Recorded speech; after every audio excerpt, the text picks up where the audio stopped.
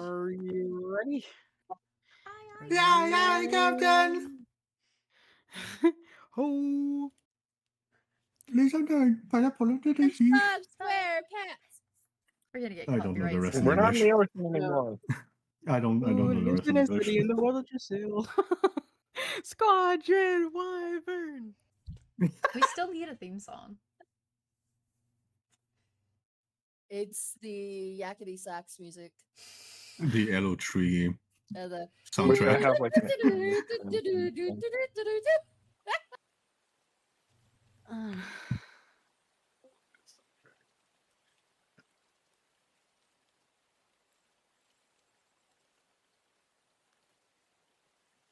um.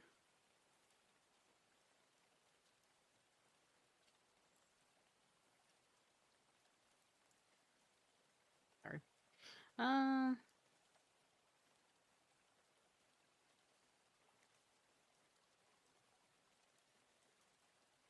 Okay, so last we left off, um, it was still Tiefling Gratitude Day, and you guys finished your trick step lesson on the dance floor and enjoyed the rest of the festivities.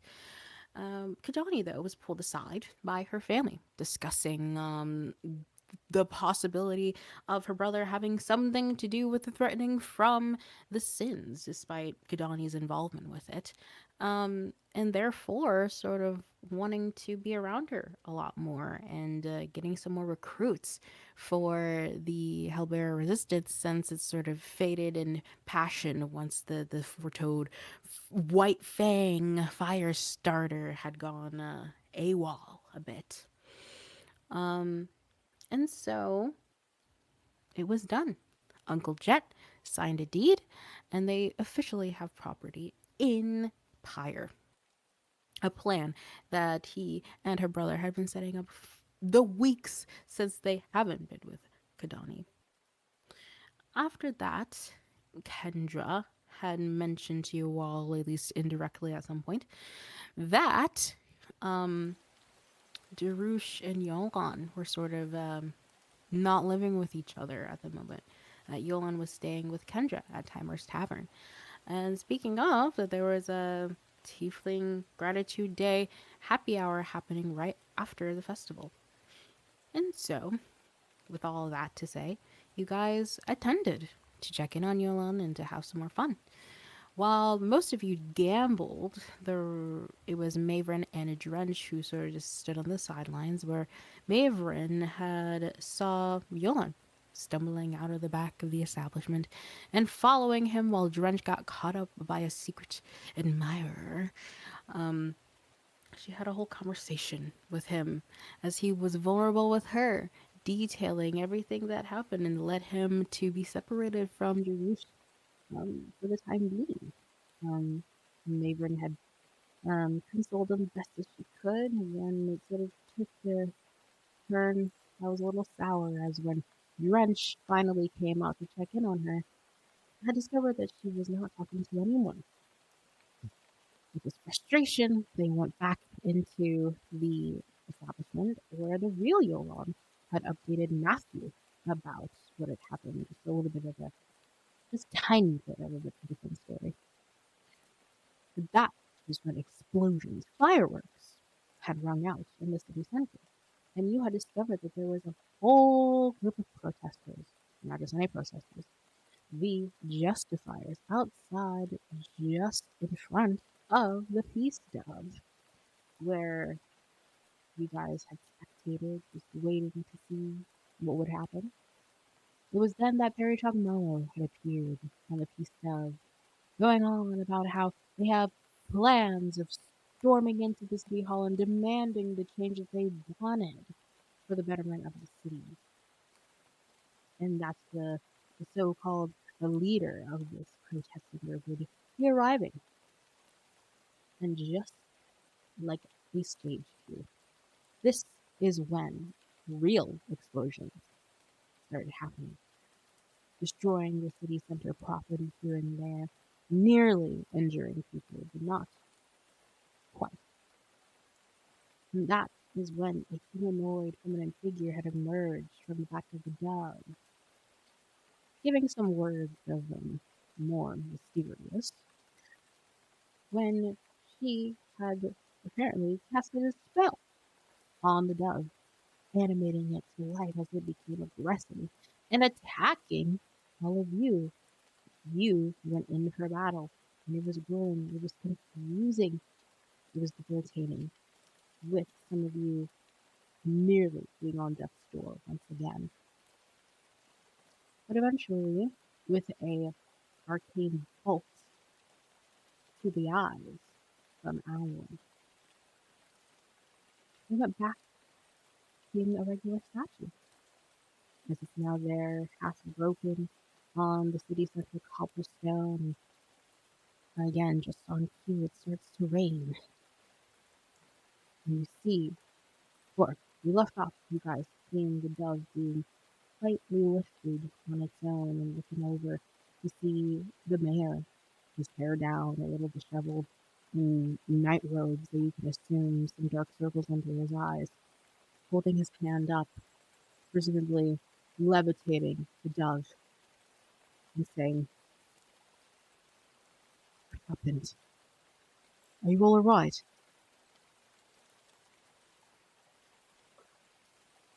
Matthew will raise himself from the rubbles a bit. We're doing all right for now, I think.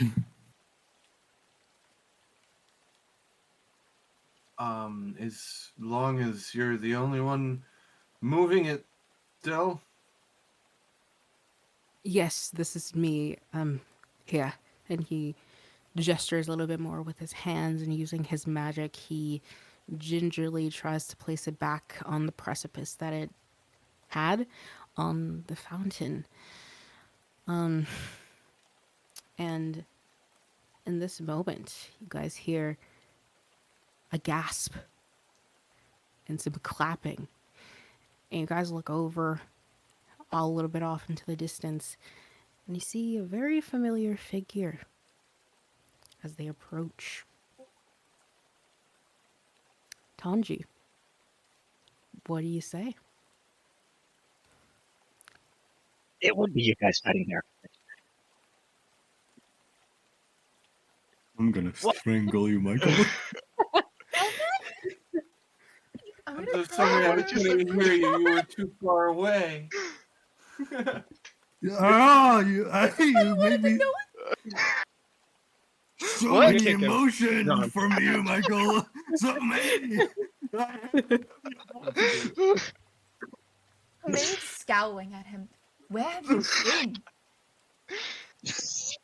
I can't stay busy. Great A lot of timing. things happening. A lot of things happening. Wish you were here about 20 minutes ago, but a lot of things happening.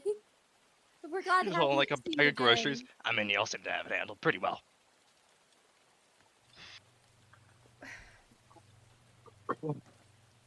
Pretty.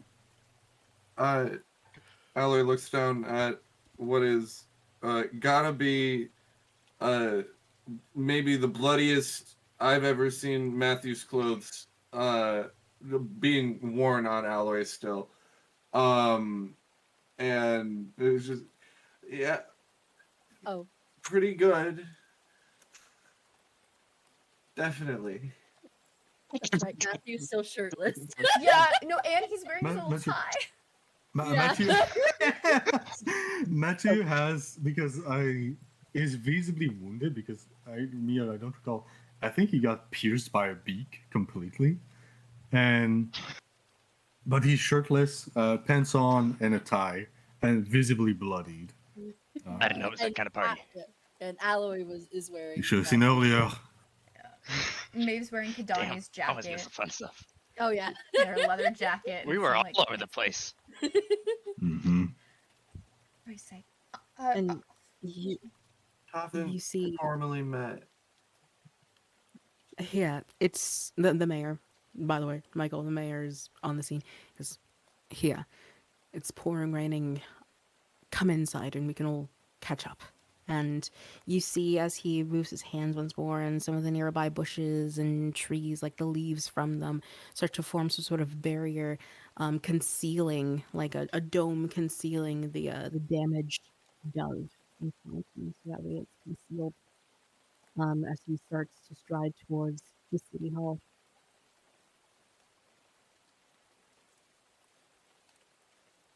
Maeve's falling behind, but she's looking at Tanji like over and over again. Like, I don't know if this is actually like, is he going to disappear? As we start Topping up the leather walking, bags, keep the rain from getting on the food. The one way that we know it's real Tenji is that if he's wearing the pink pants. Best prank ever.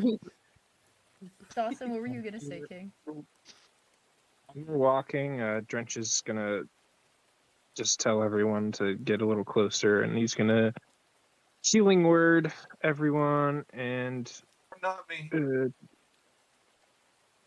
do I scoot s- quickly.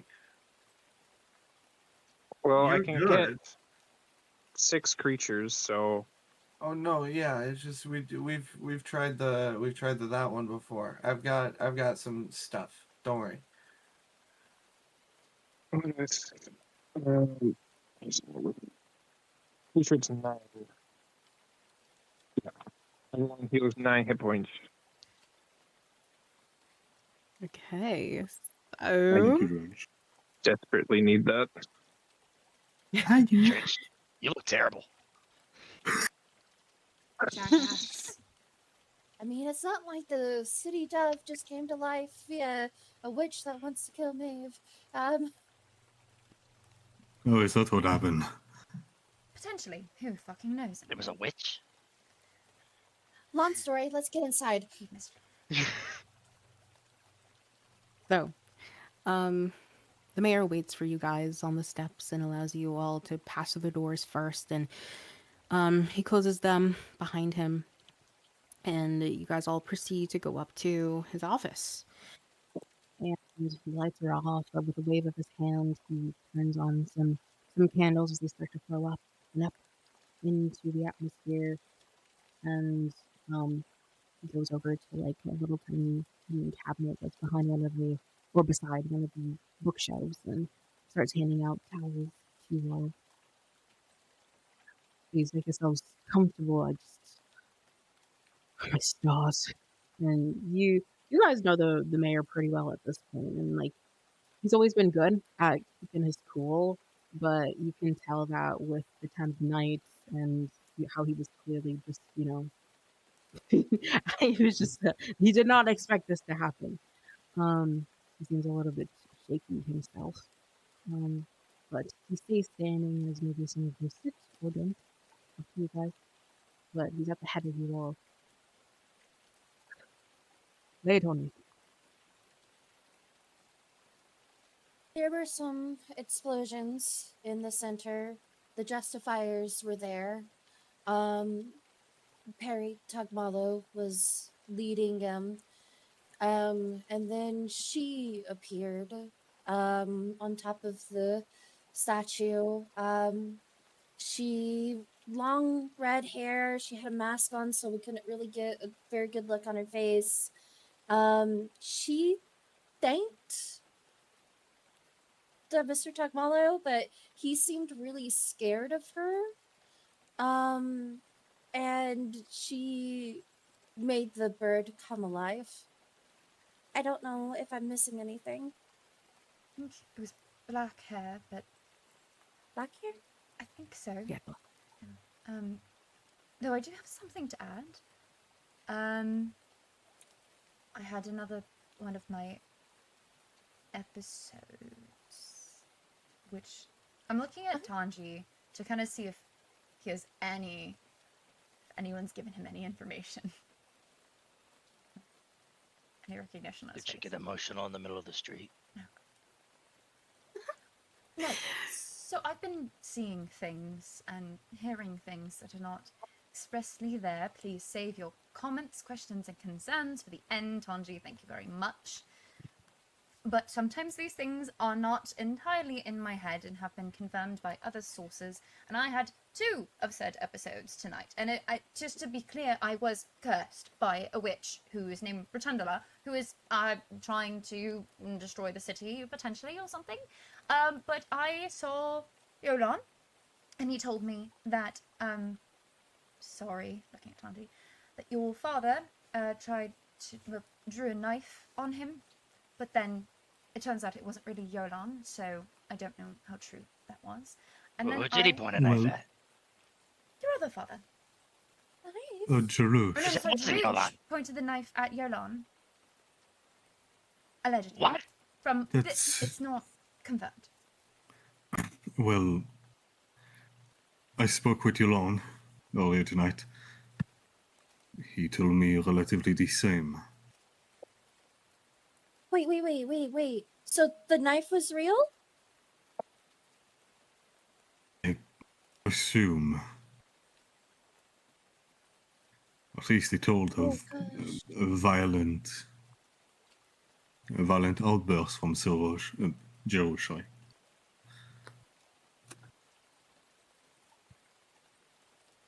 Oh. The other incident was right before we'd started fighting the dove. I was seeing from Ricky's perspective him murdering Maybell. And it seemed to match up with the details we know so far. And again, I can't confirm it, but then I came to and I saw him in the crowd. Which isn't possible because he's dead, of course.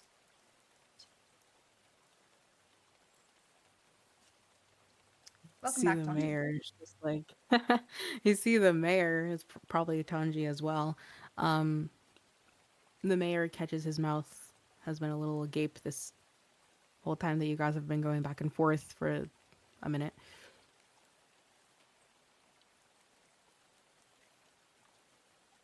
So it's like what happened with Orphan. Yeah. But also, Gosh. the incident with Yolan is concerning because this was the first time I fully spoke to someone who was not there, and it wasn't just a memory. So,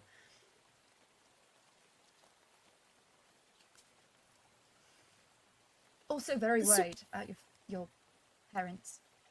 Are you possessing people? Unclear. Okay. So wait, hold on. So you had a hallucination of of Yolan saying that he was Jewish came with a knife, but the knife was real, Matthew? Yeah, that's Brendan not recalling. Did Yolan state a knife? Yeah, In Yolan the- did say the knife, yeah. He did. Okay, he did. Okay, I wasn't sure. He has. Yes.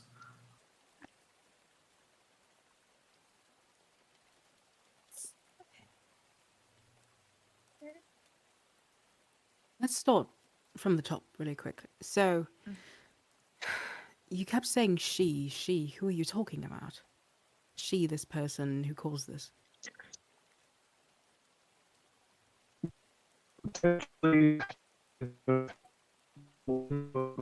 You're cutting out, Dawson. I'm sorry.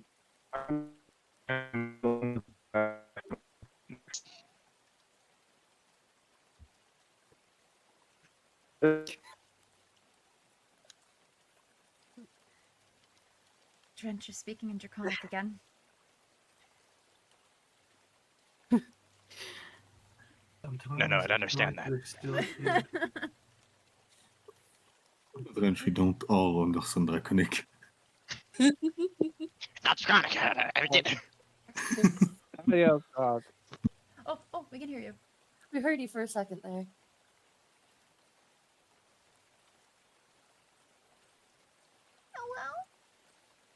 Oh Let's do it.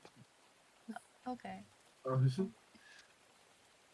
I don't know what he said, but basically, the mayor says, you kept saying she, are you talking about Rotundula. Is she the one who did this? He didn't look like the version of her that I'd seen before, but we know she likes to take a humanoid form and she changes her appearance. Tanji Rotundula is the one who we believe cursed me through a magic mirror of some sort. You got a magic mirror? Not anymore. Can't find it. Disappeared. Oh, you got a magic mirror and you lost a cursed magic mirror. Yeah, then I found it again. It wasn't real, so. No more nice things for you. Yeah. The lady also had green magic, Right.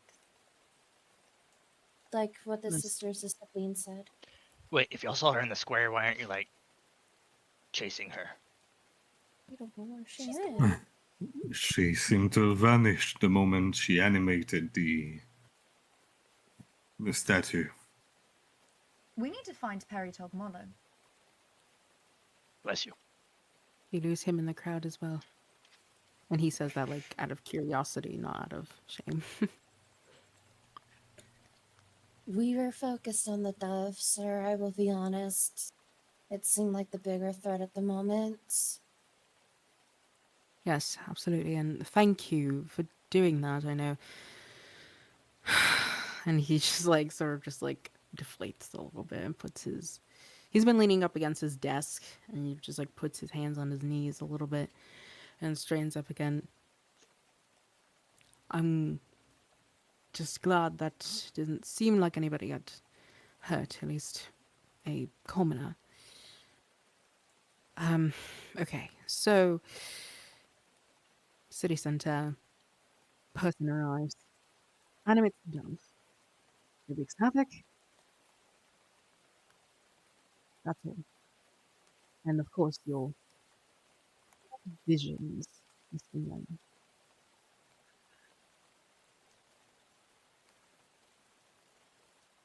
I have everything. I do think that there's a tie between her and the Justifiers. Because she Oh. seemed to know Mr. Tagmalo. And I forget exactly what she said. She said something like, I know she thanked him and then said something like, I'll take over or we'll keep the fun going. Or I forget exactly what she said, but I remember that she thanked him.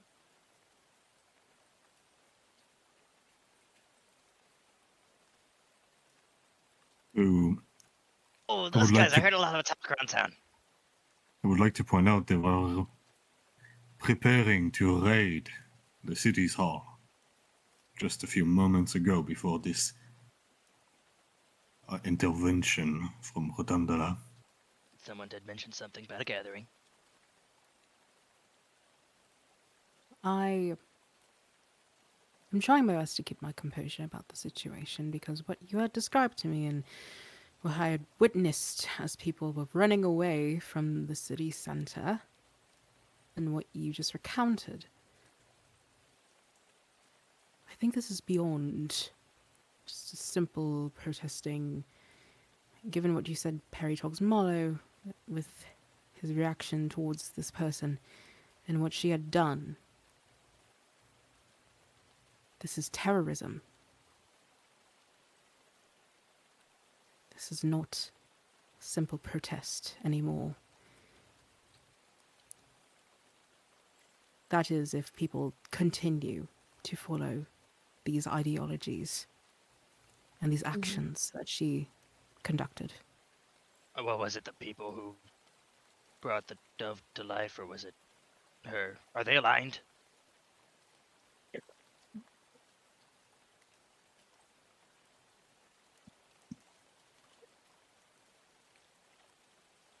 She might be Am I- cultivating their anger, for all we know.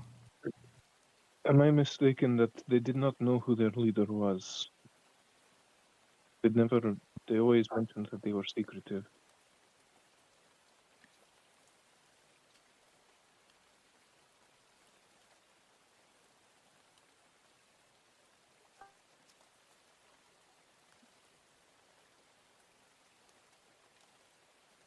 So the people are protesting and one person's terrorizing, for now.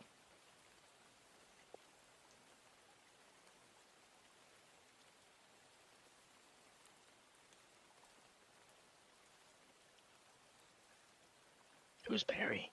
Well, it's Well, suspected we terrorism. do- He's gonna have to be brought in for questioning. It's not a question of will he be willing to talk. It's we have to bring him in. We got one of their shirts. Can we just find him? At this Well, point, Wasn't he the one that sold the shirt? it's legal grounds to, even if he was unaware that this person would do what Mhm. she had done, still in a way accomplices. And so, and he like runs his finger through his hair. Um, Icky. it's late. I will have a lot of people to answer to once sunset or sunrise comes around.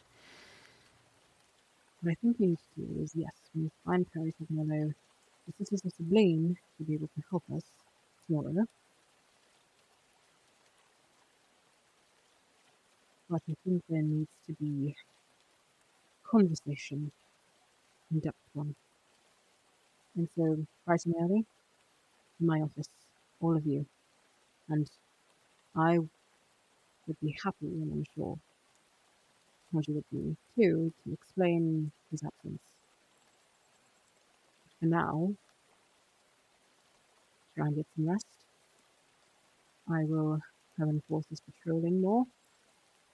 For tonight, make some calls. It will all be done in the morning.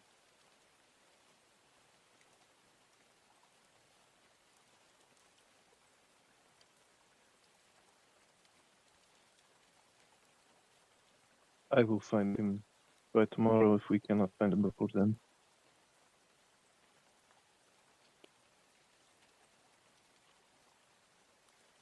And we'll fade to black there as we'll sort of, you know.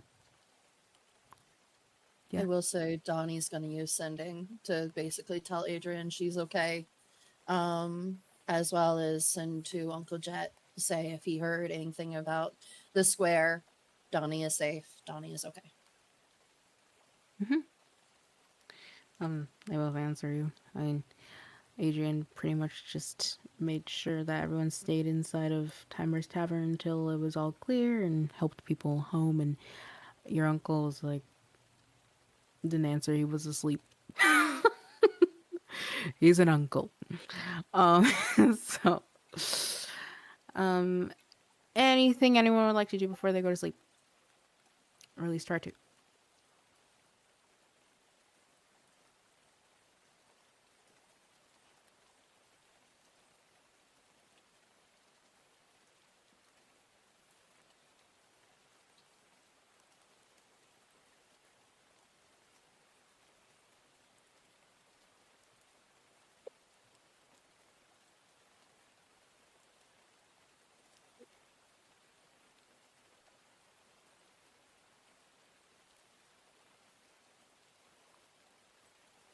Okay.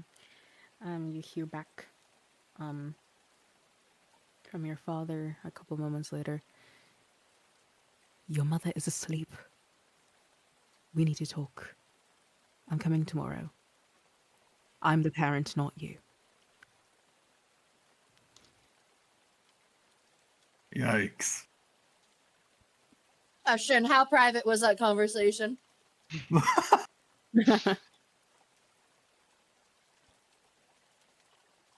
Okay.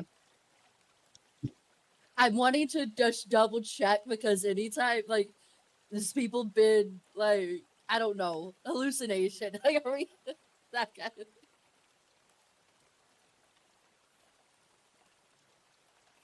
of Uh, Matthew would just get home, obviously, but checking on with Sirash if there's been anything in the meantime, and so on and so forth. If they were out still when this happened, I assume not, but just in case. He would have told you that like he walked out of Fettle, but then once he got out of Fettle, he caught a carriage and they rode home, and there wasn't anything that the he didn't witness anything strange. And all was well. He put the children to sleep a couple hours ago. Right, because Elandrin is here tonight, I think, right? Yeah. True. Cool. Good. Well, if nothing else, Matthew will start stitching himself a little bit from the other wounds that he has.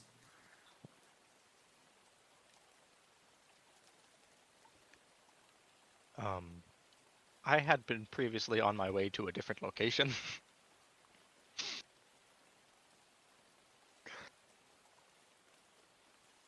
But upon What I- information I have received, I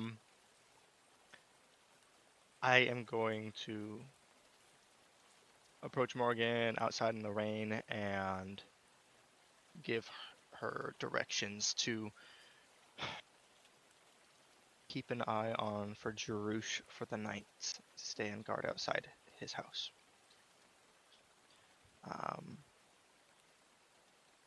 And given the fight and something else I heard, I'm gonna stay in the barracks where I assume the majority of people are staying.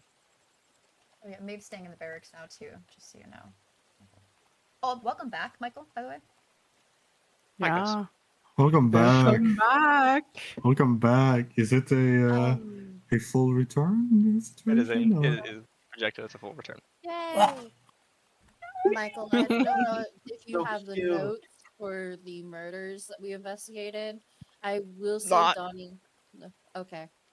Because I think I talked with it to Mia because we weren't sure when you were coming back that Donnie, because it would be in character for Donnie to inform Tanji of, hey, these are the murders we were investigating. We don't know if your dad's might be affected. You'll have Okay, the rest sorry, I of my have notes some by information in tomorrow. character. Yeah, currently I've asked for some Maeve notes, and they look like redacted Halo files. So she just blacked out paragraphs. Okay, because I of haven't stuff. finished making sure there's no secret information in those ones yet. So you'll have the rest of that unredacted by tomorrow. Hang on. It's only relevant in the Halo files. You can send a guys, picture. come on. Just a Hang hell. on. No. Ignore the amount of tabs. I want I- to share the new wiki I'm working on here. Oh god. Oh my god. Oh, what's wow. Whoa. That Wow. is so follow me- much. Please follow Um, me into oh crap, wait, where am I? Oh, World Lord, that's where we need to go. World Lord, Drasil, Irai, Pyre. Oh, we're so glad Yeah. you're Oh, back, there's- man. Okay. Is that the So- document we have access to normally, or that's Not yours? yet, but I'm working on it. Oh, my my God. god! Lord. This Nice. dude. I Fuck. cannot. I really cannot guarantee how well Donnie's notes are, because I have ADHD sometimes. But I am gonna send you all of my Arc 3 notes. I'm not gonna translate mine. I'm not. I'm I'll be not. full Like, honest. yeah, I'm not They're all in translating. French, Oh yeah. so I'm not doing it. You all have more info on me than me, I think. Anyway. But let me. I'm just copy pasting straight up from my Arc 3 tab, and I'm gonna just send this to you. Sounds awesome. But yeah, Donnie, because it would have been in character for Donnie to reach out to Tanji to say, "Hey, this is what like we've been investigating these 3 murders, and because there was a party at your dad's house, and they started acting erratically." And so all of us were like, "Oh, we think there might be affected." And it was at that point Donnie had contacted Tanji and was like, "Hey, there's been some weird emotional changes we've investigated 3 murders of people who loved each other very dearly and murdered each other. Or the third one was a suicide. But your dads are a little bit sus." That kind of thing. All of them have been murder suicides. Yeah, they've all. Okay. Alloy, inspired, invigorated, and having that update from the mayor, those plans, you got your parchment and quill, and you started writing and writing and writing. Maybe even through the whole night, if you wanted to be the first one to hand in your very first account as the official public liaison. Drench, was there anything? Just the usual, but also meditating on spells and things that he needed for tomorrow, getting ready for a hunt. Okay, lovely. And so, you guys, it's the next day. It is now the first of Harvest 4. It's a new month. So, today's Runes Day. Okay, there we go. And with most of you staying in the city hall, Matthew with your early morning delivery, you guys all got a brand spanking new.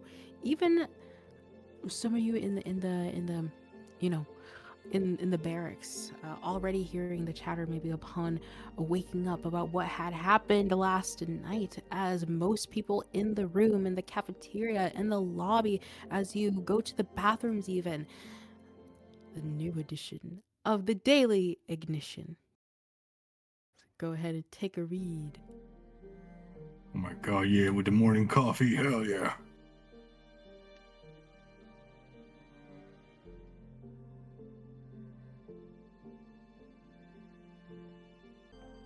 Sorry for the typos. I was playing a different game earlier today while I was writing.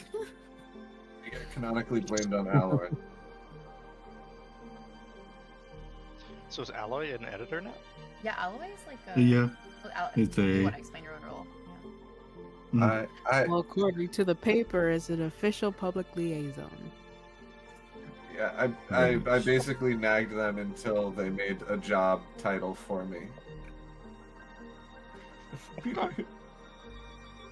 But the role is to try and. So, this is a hot take, but things are a little spicy politically in the Empire. So, Alloy just noticed that and was like, "Hey, we might want to try and open new lines of communication to the public." Yeah. Good at bed. It was pretty good. Pretty good. Sela, I'm did you still write this reading. or Mia? Did you? Which Tila one? wrote it, Stop it. and then the editors edited it. Ah. Ah. Okay. Go team. Jessica Kai hopped in.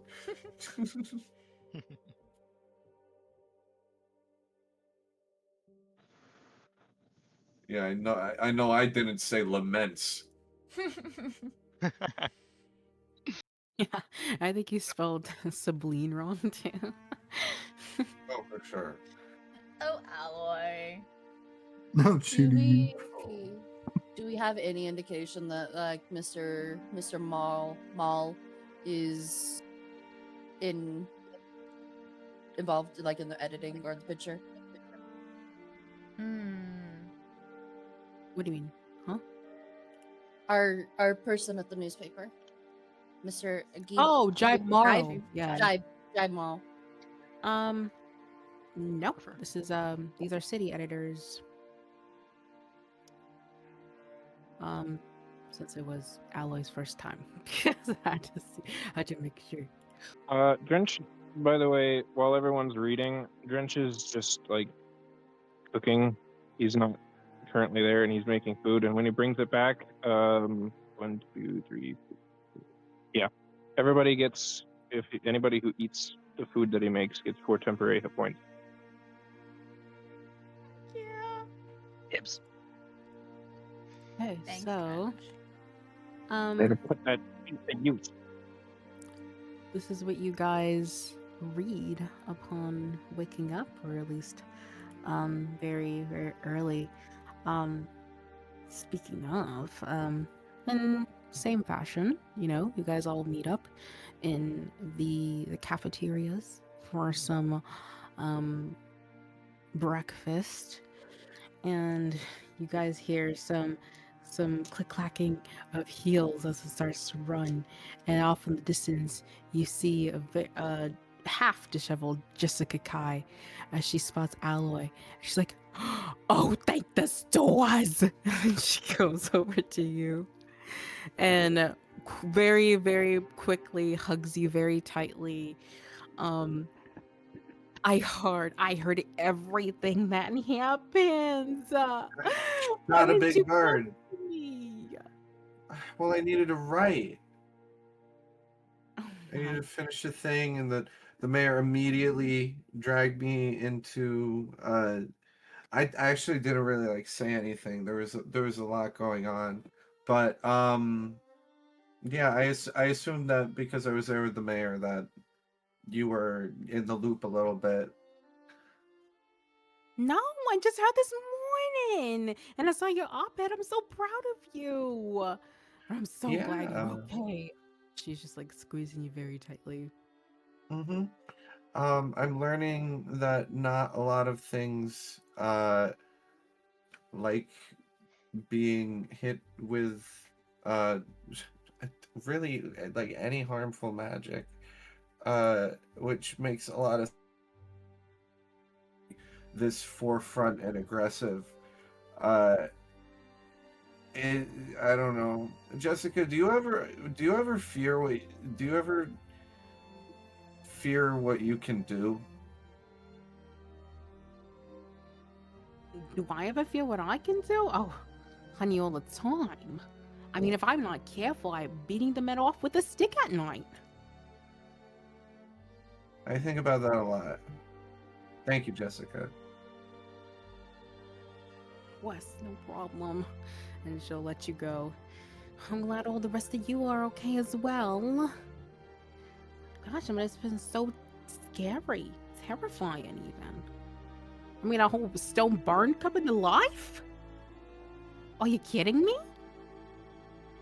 I'm just glad the lady that made it left, because it didn't really seem to take a lot out of her to make it.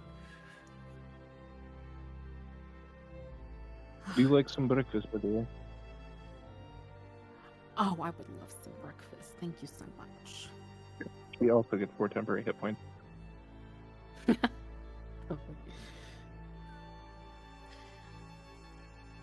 So, you guys are all together eating breakfast. Maeve you see a little sigh of relief at the mention of the dove, like okay, it happened. This is all right. We're good. And she just kind of keeps looking at Tanji, like over and over again. Tanji looks over at Drench. Do I have something on my face? Yes, and no. It's Starts. that was a bad joke. It's complicated. We're saying this in Draconic, by the way. Yeah. Just like she likes seeing things, and is this like how frequent it is, or do we have? Is she seeing help? It has been getting more frequent, and there's not much we can do to help other than just support right now. Did you take it to like that therapist lady that we have to go to? Would be slightly worried for that at this point, but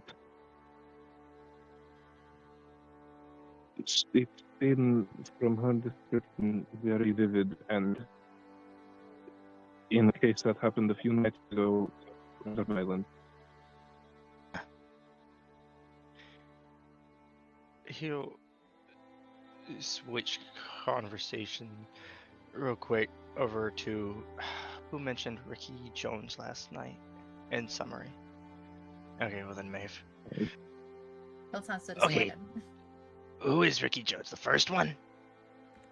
Yeah, that was the first murder we investigated. He was the one who killed his wife, Maybell, and then died by suicide. He's dead. He's dead.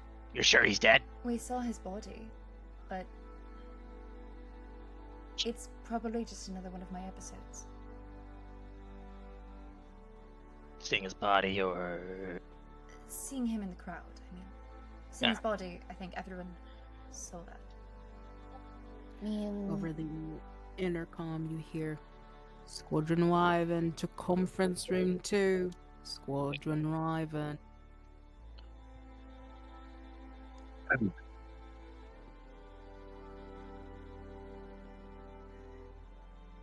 right, Halloween. let's go. all right. Self, Richie will get up. Oh. Oh. Oh. Oh. we lost No. the DM. Who does the DM? The one Okay. voted. DM. Goodbye. Farewell. Michael, quick, DM. No. You didn't roll a dice quick enough. You could have taken initiative as a DM. You okay, Mia?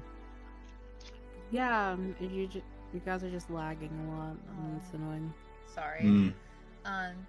Well, maybe she's gonna get up, gather her stuff, and we can keep talking in the conference room then. Yeah, this is really cool. The whole like squad's here. I haven't really seen you got. I've heard about everything collective, but this is cool. Oh, you two haven't met yet. I like Mhm. They found I hear a lot about yeah. you from the Have we not met? not sad, the wonderful parents you Who have. are you?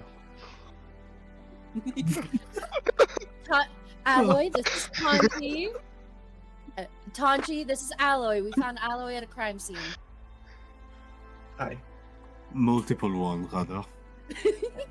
That's not really a fair shake.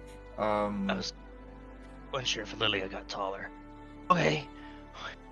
Yeah, Lilia has retired.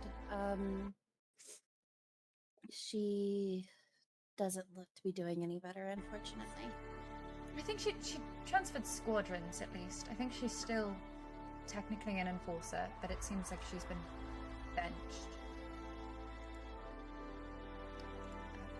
Most likely trying to figure out whatever was afflicting her still. Mm-hmm. As you guys go up the stairs, not going to the mayor's office, but like you were instructed, the conference room hall. Kadani, you would know that this is where the mayor had his conference with Dr. Bridgie and that other guy.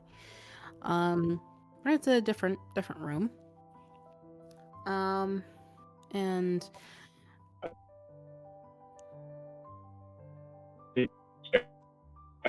Just for a note, for Michael and Conti, Brent has generally been just very not going too far away from Maeve, being pretty close by her, just in general, as we're sitting and as we're moving and stuff. She's still hovering by him, too, so that kind of works out.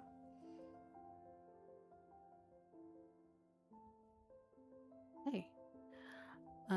So you guys arrive at the door and you go inside and nobody's there yet, but it's this very long, like, wooden conference table.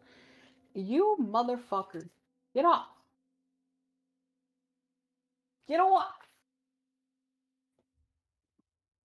What's that one cat chef's name? Is he sitting on the conference table? He's not. Rory? Yeah, conference Sorry. What? Right, okay. Long wooden mahogany conference table. With a nice little window.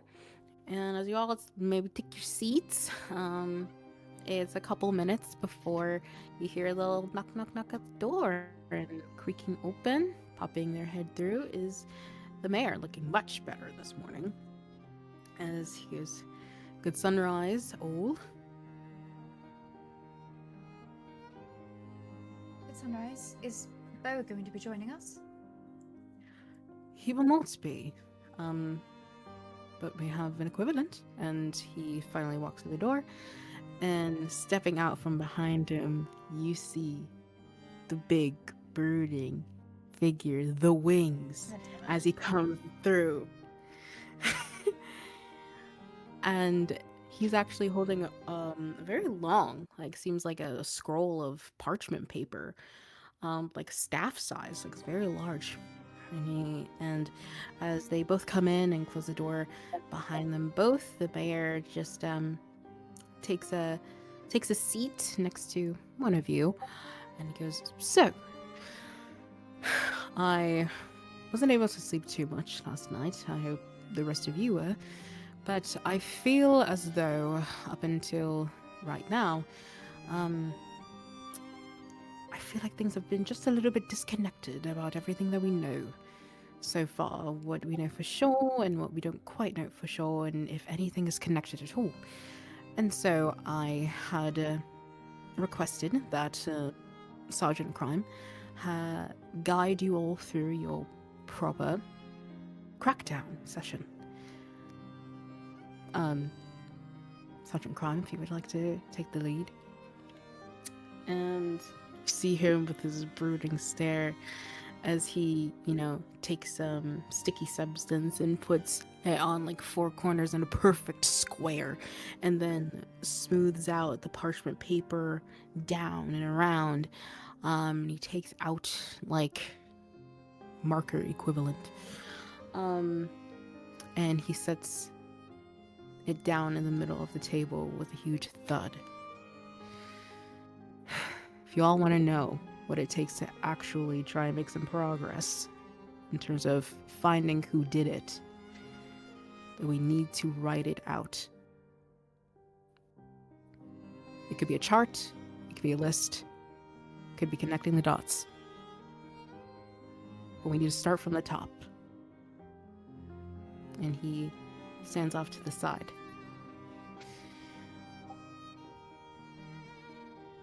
And Tanji so, takes a chair, kicks back with his feet on the table. I know nothing and have no paperwork to do.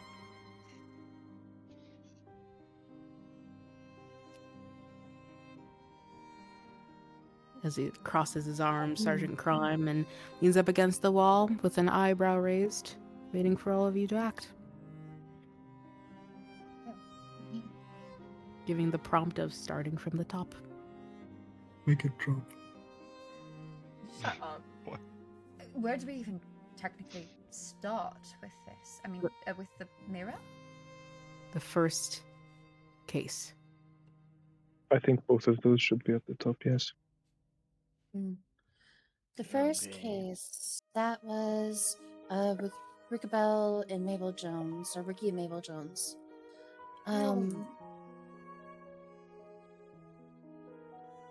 Proceed. The night of the Was it the- Arcanation Raven. Mhm.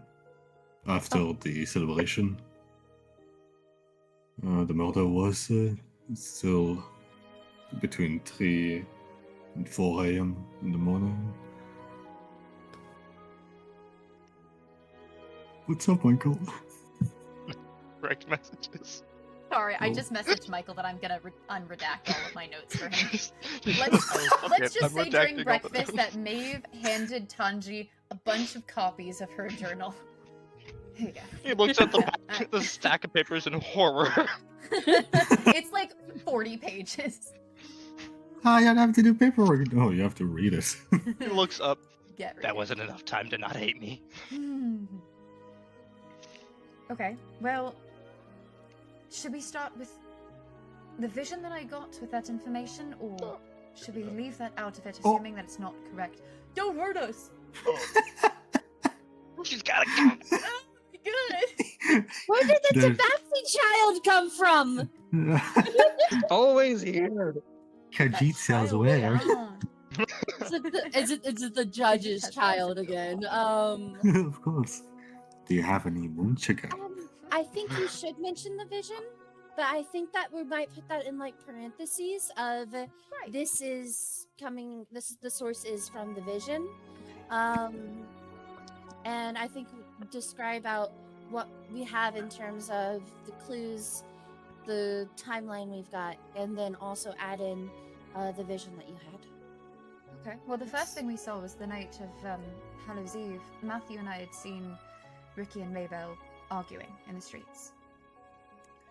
We did. For a very brief instant as we were returning home.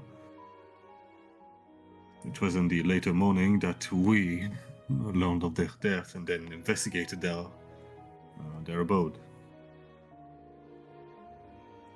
Oh, yes. Somebody better have a fucking board out right now. Hey, Sela, wait, hold on. Sela, hold take on. the thing now. Do the thing. Yeah, there's a whiteboard. Oh, Oh, my nor. What is Oh, it? no. nor. no! Stop. What is Oh, Guys are it's- gonna Oh no! Oh, right now. really? Ah. Too. going on? Oh, it's so God. pale. It's so What is white. this? Guys, no Ah, penises. my eyes. Being sure we're My working. eyes. Now, okay, moving. How am I Right. whiter We are than white? professionals. Okay, moving. Right, All right, right. so you can add text. Everything is Yes, fine. you can add okay, text. gotcha. So case 1, Oh, Yeah. Ricky Is there not a night and mode? Maybell Oh, it's Jones. Okay. Well, that's because you guys is all zoomed in. Why are you guys standing so close to the parchment paper? Sorry, I think I might need spectacles. Okay, so oh, how do I change the color?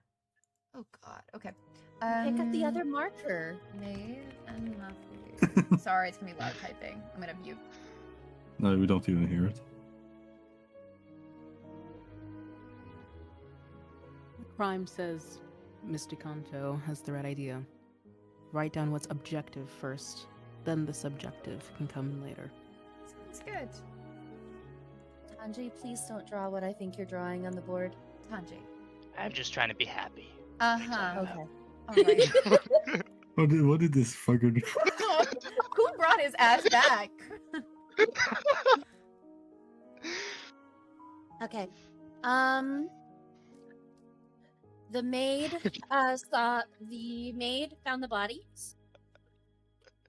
And what was the maid's name again? Oh, I wrote a recommendation letter for her. Oh God. Claren, Yes. let me find her last name. Found Oh. the bodies in. What time did she find the bodies? Me look in through my journal. Early sunrise when she came in. Please sunrise.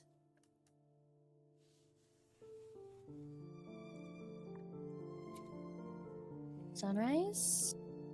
I believe we have a specific date time that she found them, and so I'm going to put that in parentheses for whenever somebody remembers what it is. Crime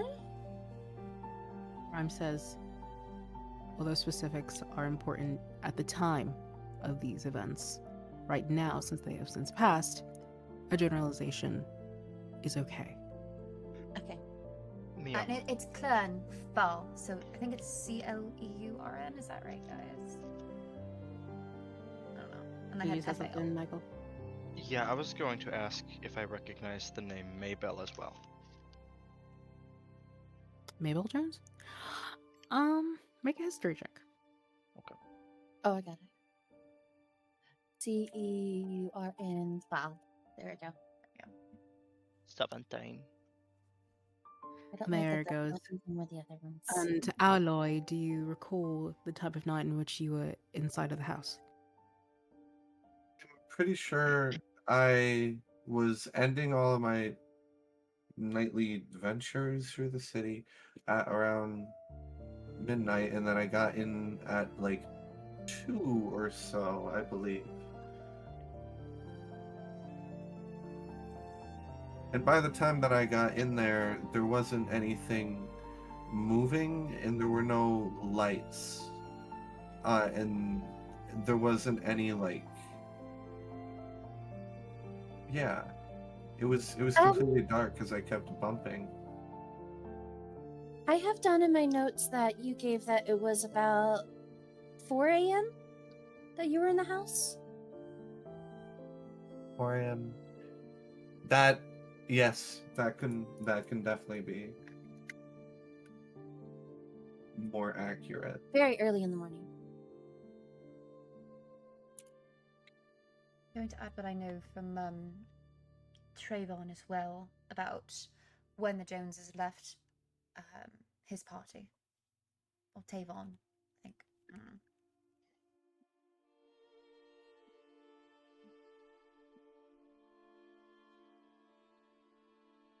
Here's a structure for each event, Crime says. Write down the crime. He goes and maybe one of you write murder suicide, and the manner in which the two died. And he proceeds to go, then find out the information that you found out after the fact. And what he means by that is pretty much write down some details that you couldn't quite decipher from the actual crime scene, like what might have led the victims to be in the place that they were at. So, like, why Ricky Jones and Maybell were home so late, for example. Why they were home so late. So leaving that for later. Sounds good. If you put too much detail, you're going to overwhelm yourself. Right. That's true. That's true. We're assuming the murder happened before Alloy arrived, as there was no I didn't hear a murder happen, and after you from arrived. Mhm. Okay. yeah, Yeah. There were drops of blood on the stairs. Mm-hmm. So Hmm. these stairs leading up to the bedroom. A sign of a visible chase, as well as a commotion, a fight. Yeah. Right, the broken urn. Mm-hmm. And the So I broken think we said table. that came from Alloy. I did break The an urn. urn Oh, was yeah. from Alloy. Yeah, The but there were other- table Table was not. and chair. Yeah, Um. that's why the urn was out of place. It was the only thing broken that was out of the way of the kitchen to the upstairs, I believe. Yeah. And the home was neglected. There was Mm-hmm. dust and old food particles, and the kettle had melted on the stove. That maid. Did we have confirmation of where she lived, who The she was maid? with, like people? Yes. Yes. Yeah. Me and Maeve visited the maid. She and was also 524 Grove Street in Northern Talon. So there's no way that she was this witch in disguise. She had an It's- accounted for life. I met some of her family. and when we spoke with her, she recalled the whole incident. If that was wasn't real, that was a very hell of a lot of magic to put in, or a lot of people paid off to act like the family. Right. Okay. When you've ruled out a person as no longer a suspect, put a cross through their name. And he takes the pen from whoever has it and crosses out Claren. She has an alibi.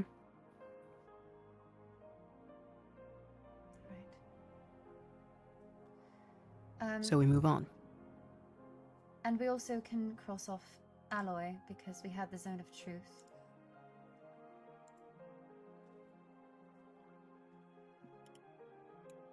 Why can't I move my... Oh, there it goes.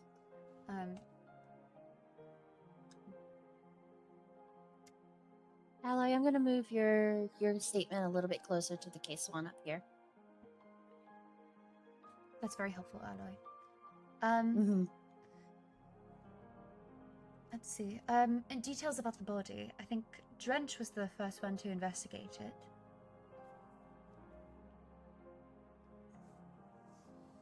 Is there anything that stuck out to you, Drench? Not that we already know.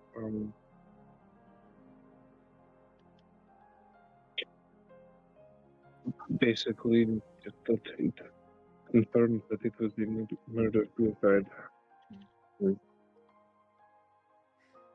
Remind Okay. me, did you notice anything wrong with his eyes at that point? That is when we saw that they were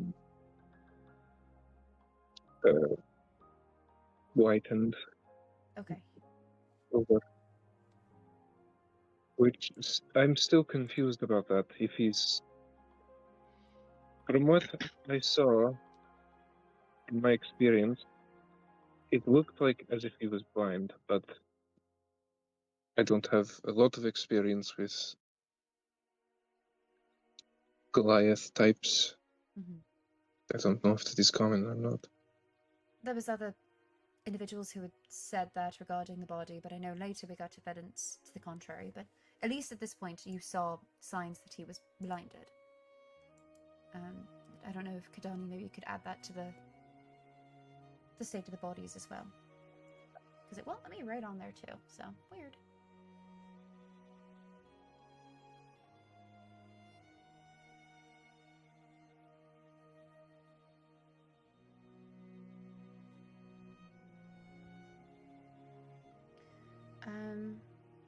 Okay. What did you find out about them? What were their motives? Well, Clan had mentioned that perhaps maybe some competitors in the field could have set something up, but we found no other evidence of that so far. And it all signs pointed to Ricky causing the injuries. She said the relationship was wonderful. They had the differences, but there was nothing violent between them. The only thing that really stuck out was that Maybelle was very depressed, and her mother had, I believe, recently died only 3 cycles ago. How did Ricky feel about her being depressed? He was very concerned.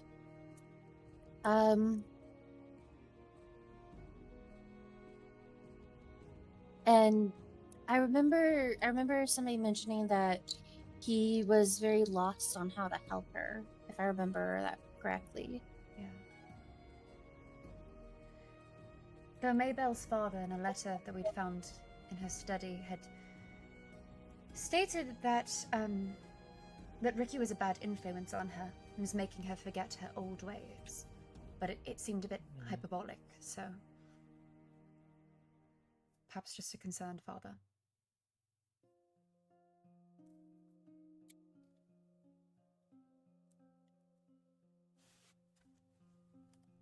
Tanji, can you move your picture a little bit? What? Can you, Your happy face. Michael? Can you move your cursor a little bit? It is blocking where I'm typing. My cursor's south. It's on the bottom of the page. Hang on, must not Oh, be is it? updating in sync with everybody. I guess. Yeah, Um, it's Tanji, what did you get on your history check for Maybelle? 17. But I did also take a specific feat. That anything in the last 30 days I recall. Oh, you had you took that. You took that. That's crazy. So, You did the thing. with your Insane. 17, you do know who Maybelle Jones was because Yolan was a fan of her and her music. You know that she was a moon elf folk artist from a different province. You know that she was indeed married to Ricky Jones, although you don't know much about him. Yolan would listen to her as you grew up. In fact, one of her songs really resonated with Yolan.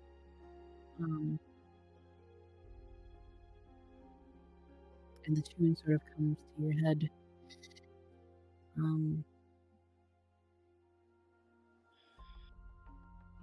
I was 12 and he was 6. We rode on horses made of sticks. He wore black and I wore white.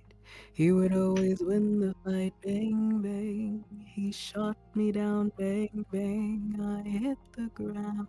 Bang, bang. That awful sound. Bang, bang.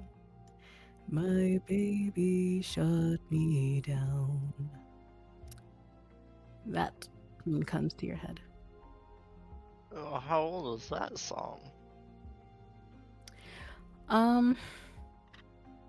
You probably heard this a lot, like Yolan playing it a lot, probably around about a year ago. Okay. Their assets. Did Ricky have money too and it was a collab, or was she the one from money? With her success. Both of them were like pretty much self-made within the city, given that they're both not from the city. They were both immigrants. So mansion estate would be under. They both own the house, yeah. Okay. Oh, another thing about how Ricky was affected by Maybelle's depression. We found out that Maybelle was often struggling to get out of bed, and that put a lot of strain on Ricky, in addition to not knowing how to help her.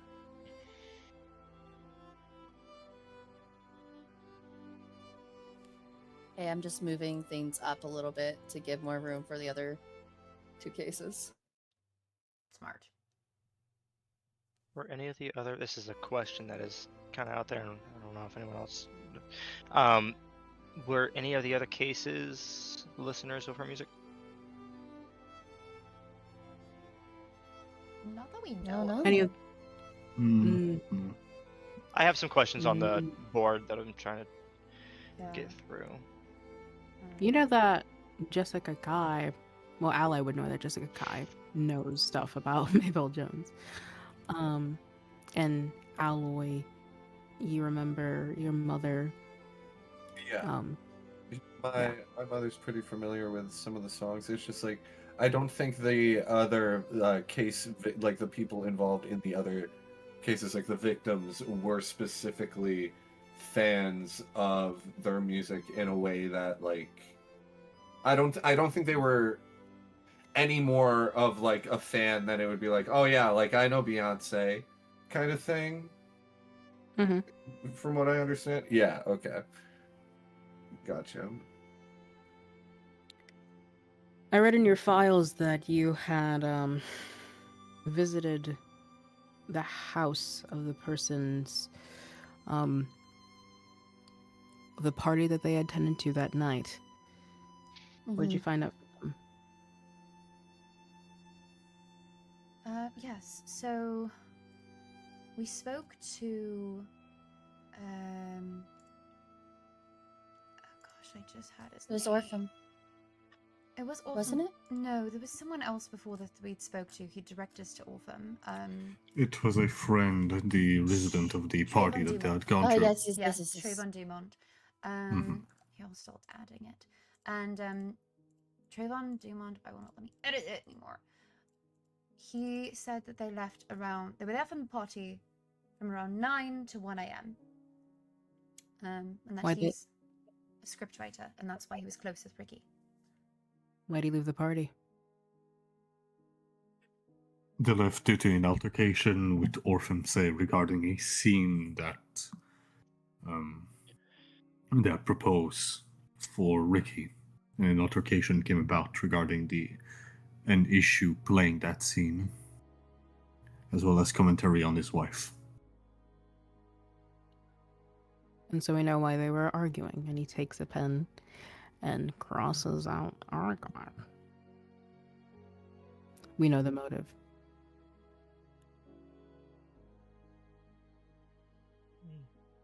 Potential catalyst, at least. Right.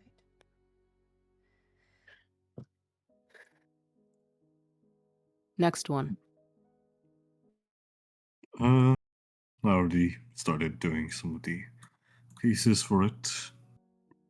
Brendan doesn't recall the name of the girls. Britigale and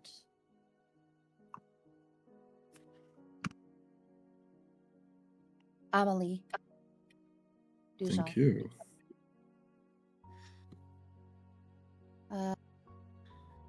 These spellings. Sorry. I'm trying out here. I'm trying. Or try. Goddamn. I'm trying. I'm trying. To answer your question here, Tanji, all 3 crime scenes were very dirty. Okay. Britigale's was probably would say the least, but there was definitely there were empty plates. But like non-washed plates and a trash can that was turned over to get the murder weapon. The 3rd crime scene with Orphan Say was incredibly dirty. We had a hard time navigating through that crime scene. Hmm. It's something that's been on our minds as well, with how dirty it's been, because even the first one with a maid was very Was the maid in Right. the first one been there just before the night of the murder, or not attended the house in a while? He was there every day, I believe. Oh no, was it 5 for a days? couple of. Let me check. I remember it was for a couple of hours. Yeah. Every day from sunrise for 5 or so hours. That's what I have in Yeah, my every notes. day. And there were no other If the madam staff. wants her to cook, if Maybelle wanted her to cook, which wasn't often. So how does it get so dusty if she was just there? Some I think we'd asked about that, and I'm trying to She remember. was coming only once per week, I believe, or cycle. No, every No, Was day. it it not was that? every day. But it was every only Was it day. every her day? managing the whole household, so it's a lot for one person to keep up with. Hmm. And she said she kept up So- well with the work, but that just doesn't track with what we saw. Though it does bring into question in my brain now. I don't know. Because there was only 2 people. They never had people over. Yeah, they didn't trust others. But I heard dirty dishes for another crime scene. Something like, a chase inflicting a lot of mess and disaster and a struggle makes sense, but having consistent across crime scene house laziness yeah, it was like Mm. garbage piled up and like flowers Orphan? dying with all Yes. of them. Mhm. was there. Oh, okay. The flowers were dying in Brita Yeah, Gals. that's again Molly. But there was that kind of neglect in and also every an household. orphan says yes. Mhm. Orphans You're was getting pretty ahead of easy. yourself. Second murder. Sorry. Stay on Sorry. track. What happened? Sorry, sir. Britigale and Amelie Dujon, murdered through bludgeoning via kitchenware. There were a sign of neglection in the house. Someone correct me here. Britigale was the one who did the murder, I believe. Yes, Britigale was the one who, Amelie, it was through a pot, that was an heirloom for Miss Britigale, and that Amelie had burned. Which we learn that was a valuable piece of emotional bond to it, which we believe is the original snapping that led to the chase and murder. Was there a chase in that one?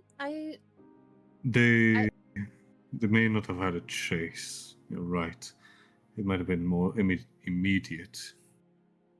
To be fair, Britigale was much larger than Amelie. Mhm. We do also know that recently, was it Amelie or Britigale that was kidnapped? I believe Amelie. Amelie. Amelie? Amelie was Yeah, kidnapped. Amelie was kidnapped by a shopkeeper and was also seeming to be depressed. You might go ahead put that onto the board, Yeah, I got that. Matthew. Yeah, What was Brittagel's Or count? sorry. yeah. Go for it, Brandon, because I can't edit yours. No, that's good. What was Uh, Vertigel's count when Molly had gone missing? What did What she was- say? What did Viper I tell am you? I'm so sorry, Mr. Crime. You were speaking Draconic for a second there. What did you say? Can you hear me? We could hear you just like really Mhm. robotic. Bye. What's the name of Like a new dialect. the thing, the Sonic's coming orb, out the lately. dark orb? The snow orb? Oh, The Globe Snatcher. The Globe Globe Snatcher. Snatcher. The Globe Snatcher killer. it was the globe I snatcher, beg but your pardon. the things were called show globes. Hello? Hello. Hello. Hello. So we have Hello? one of the cases linked Oh, to a yes. globe snatcher He killer. says. Mhm. What did Which one, Britigil Oh. say when Amali had gone missing? What did Squadron Viper tell you? What did Britigil say when she went? Oh, okay.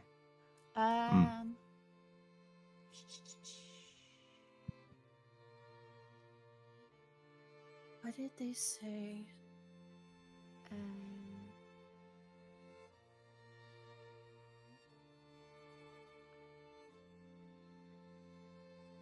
She said that she... Okay, can you repeat the question real fast for me, Mia?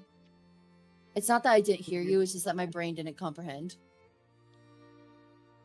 Can you hear me okay? Yeah. I can hear you, I can hear you. Yeah. Yeah, it's just my brain, for some reason, only heard, like, bits and pieces.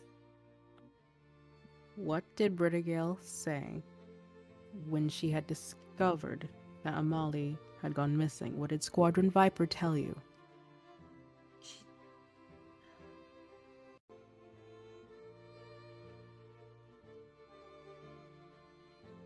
Correct me if I'm wrong, guys. Isn't it Britigale was saying that it was her fault because she had yelled at her friend and the friend left? Yeah, Britigil had found the dinner burning on the stove in the pot, and Molly wasn't anywhere to be found. She found her, chewed her out, and told her to leave. Mm-hmm. And then Molly hadn't come They had back. an argument. Yes. Another argument.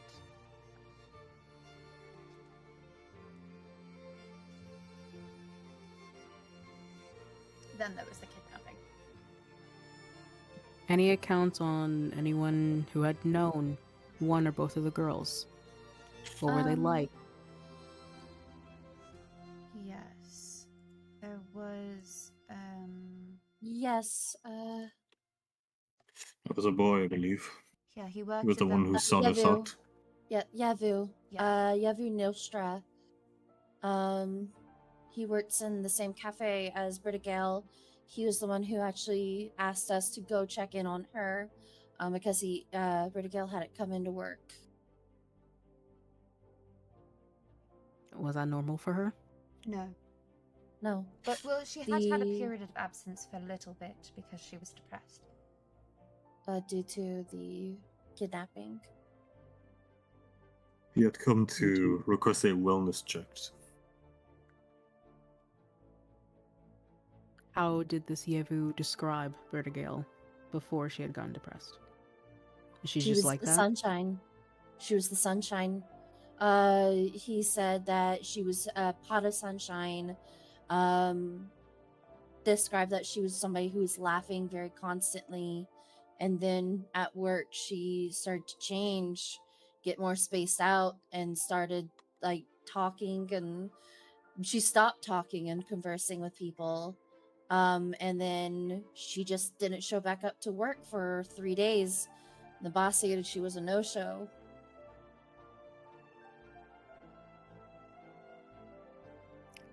So we have another motive.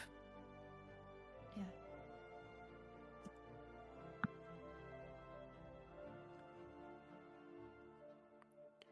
We also got some confirmation about that murder, didn't we? From it was the chickens.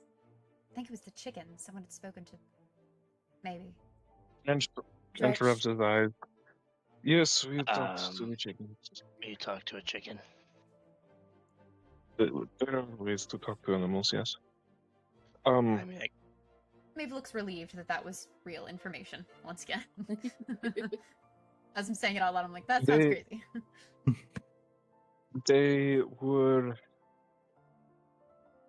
again, they're chickens, but they heard from what they told me that it was just sudden, and when it was done, there was instant regret, like it was she didn't want to do it, or I don't know. it was It's compulsive. chickens. I don't. Yes, But at least we know it was her that killed him. yes, that is correct. So the next case then? Yes, next chicken one. drawing. That leads us to Orpham's. Most of our information came from Rory. Matthew Crime snatches the marker from your hand and crosses out the chicken thing. And just shakes his head.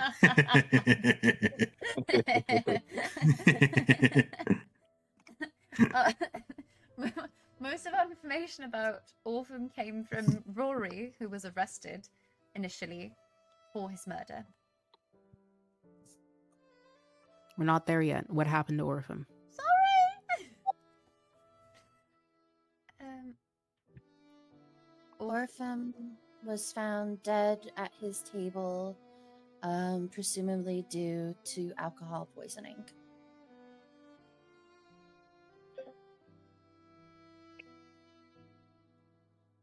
Now you would have gotten a witness account from Orphan. What was he like? Squirrely. We had seen.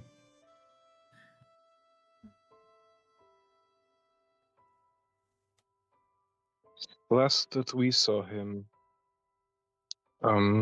he seemed fairly depressed. Yes. Mhm. Mm-hmm. And he was very down on himself. Spoke really negatively. Again, the depression. Why? Because his Did- idea. Oh, go on, Kadani. No.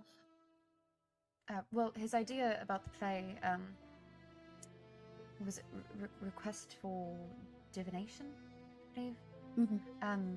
That he presented to Ricky was shot down quite horrifically, and he'd made a fool of himself, in his opinion.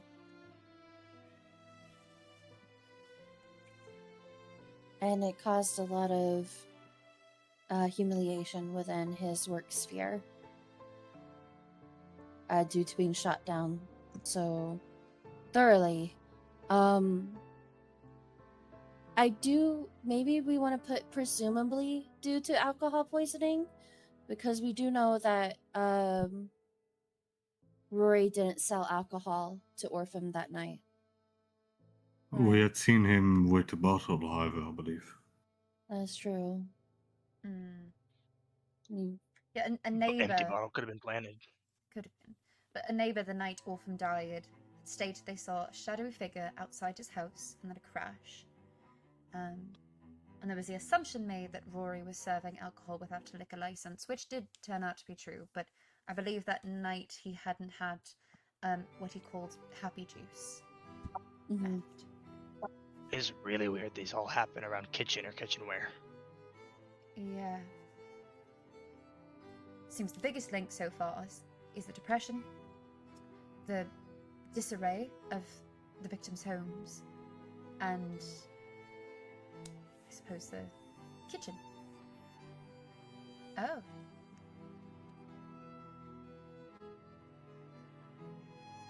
Shrush and Yolan were fighting in the kitchen too, right? Yeah. It seems to be, Yeah. yes. What? No, I'm getting ahead of myself. I will write a note. Right. Next case. Mm. It has only been 3, yeah? It's only been the 3. Oh, only 3 murders in a span of a So couple now of that weeks. we've gotten off the objective, what are the subjective? And I'm not talking about the nitty gritty details. I'm talking about the ties that you had mentioned, Miss Dinlayan. He says to Maeve. What connects all of them? Okay. Well, we do have some information that we got from Dr. Bridgie about these cases. And Mavis kind of flipping maniacally through her notes. Dr. Bridgie had mentioned that, at least in the case of Molly and Brittigale, that there was some sort of conscious or unconscious suppression or division. And we also know from what you found, Sergeant, at the crime scene, that there was also a similar shift of emotion that you hadn't seen before. We do have information from my episodes about two of the cases. The first one that I had gotten information about was Orphansay. When we were in his home, I had gone into his bedroom and I had started drinking some old water from a vase, and then I was in his body as he was drinking himself to death. And it was compulsive, somewhat like we'd heard kind of from the chickens, actually. But he wanted to stop drinking, but he couldn't help it. He kept going back to the fridge, drinking more and more. And I could feel his anguish, and I felt him die at the kitchen table. I'm also checking my notes to make sure I'm not forgetting anything else. Then with my most recent episode, yesterday, or last night, Why is no one writing this down? Sorry, I can't write and talk! Somebody. Guys, Here, wait, I can not even very copy good and with paste my comments, so- notes. Michael, you do it. Hold on. Wait, no, wait up. I can just put my notes in there. Unless, Michael, actually, if you can grab my notes from that'd be helpful. See, what day? When did we I'll go to find it. Orpham's place? Oh, I got it. No, I don't. Okay, you don't.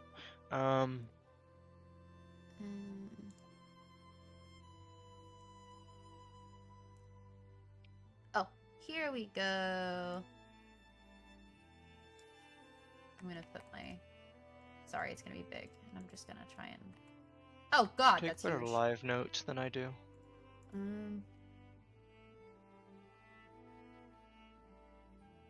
Like narrated notes. Let's see. Oh, it won't even let me paste it. It's too much.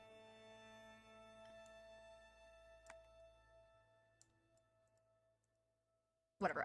Michael, it's on session 69. Halfway through, or closer to the end of my Nice. on that day. What set of events am I looking for? When Maeve was in Orpham's body, it's start of the paragraph is in the bathroom. I start feeling pain. Oh, so I was wrong. It was in the bathroom. No, started in the bathroom. Then I went to Orpham's room. Yeah. Okay. Then yesterday, right before we started getting the fight, I was in Ricky's body while he was murdering Maybelle. She was singing, and he approached her, and he started like touching her neck, so to speak, and I think at first she thought it was romantic, and then he started choking her, and it was a very violent escalation that ensued. And then I'd also seen... No, I'd seen Ricky just moments before that, before I had the vision. Like, probably wasn't really that, but I saw what I thought was Ricky, and then I was transported to the time of the crime, when he murdered her. She was making tea. Yes, she was making tea. More food. She was making tea. Yeah. I mean, that lines up with the melted cattle. Yeah. If it was.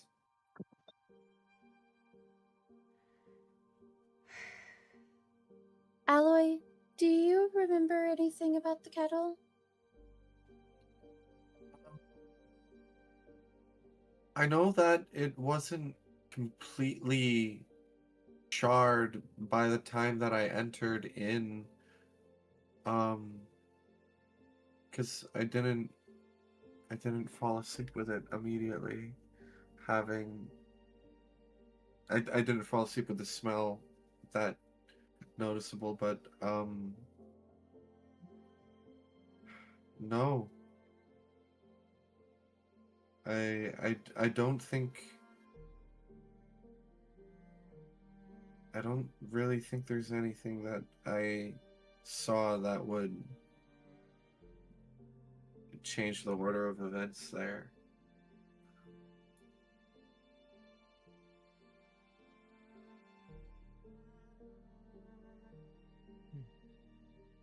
I think that was all of the experiences that I had with the cases. I believe. I'm sorry, they all start to blur together. Mm. So now that we have cases, if you guys are adamant that this somehow connects with what's going on in the city, this, what did you call it? He says to the mayor, and the mayor says, a dampening that me and the other leaders have noticed throughout the entire city of the citizens. Right, the dampening. One that the Go on. Yeah. Sisters of Physics. Sublime list as well. And for that, Which is another thing that my great grandmother Mavrin was known for doing a form of dampening. She worked with subconscious division and trying to do a form of soul healing, which I'm not saying is relevant to the case, but it's possible that if all of this is tied together, that perhaps that might be related to why I was targeted in some manner. But we also Was your have grandma a witch? she was a healer. She was a cleric.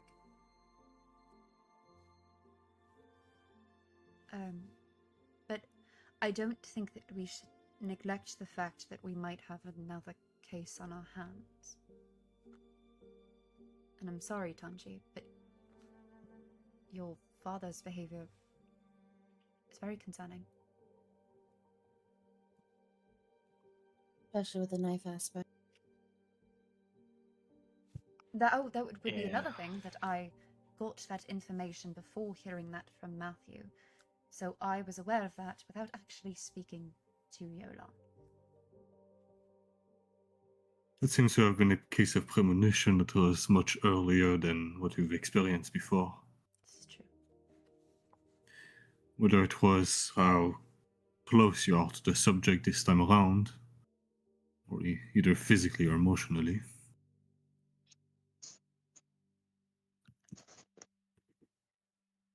I think that we should...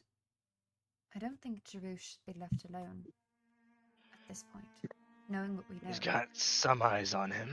However, I think we need to swing by his house, check the state of neglect or non-neglect, Great. and get his side of the story.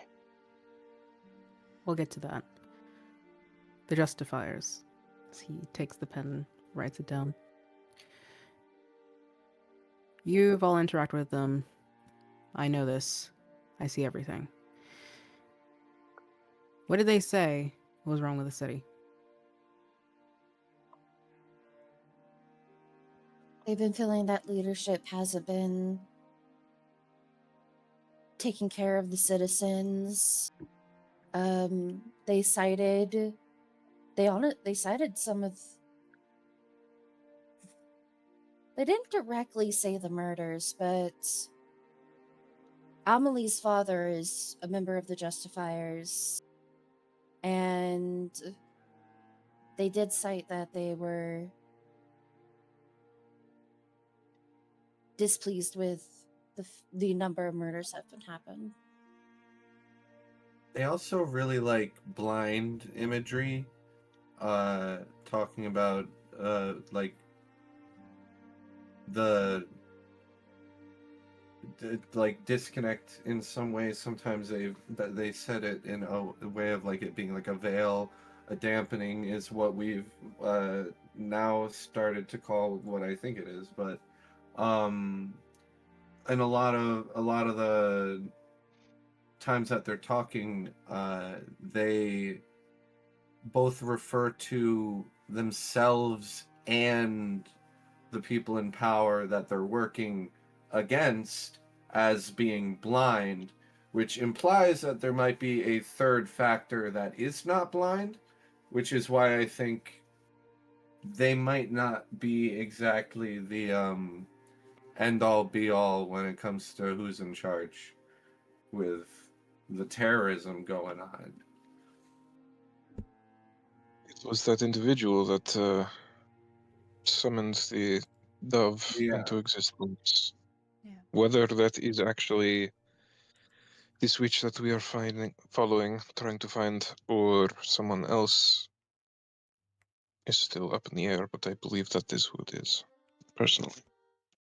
Mm-hmm.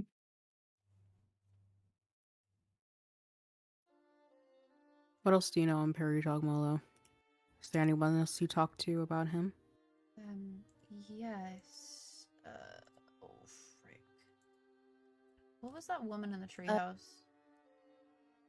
She's one of the city What? leaders. Leary Hazel Creek, Yes.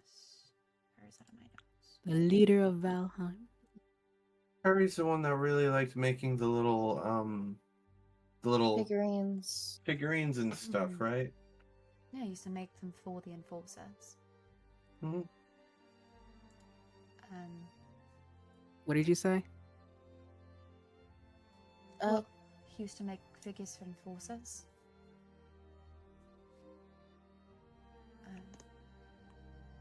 Like- So, he's Little expecting doodads you to and constants. connect some dots here with his expression. Figures for enforcers? Is that what you said? Yeah, like little figurines. Like he would, I mean, he'd sell them to other people, but it was primarily to enforcers. He was a vendor. So he's familiar with the enforcer team. Yeah. Not only that, there's got to be a reason why somebody sells something, especially with a craft like that. It takes hours. Why would he do figurines for enforcers if he didn't support them in some matter? And now he doesn't, all of a sudden? That's true. Yeah. So Something had to have happened. But that information came from Larry, Hazel Creek.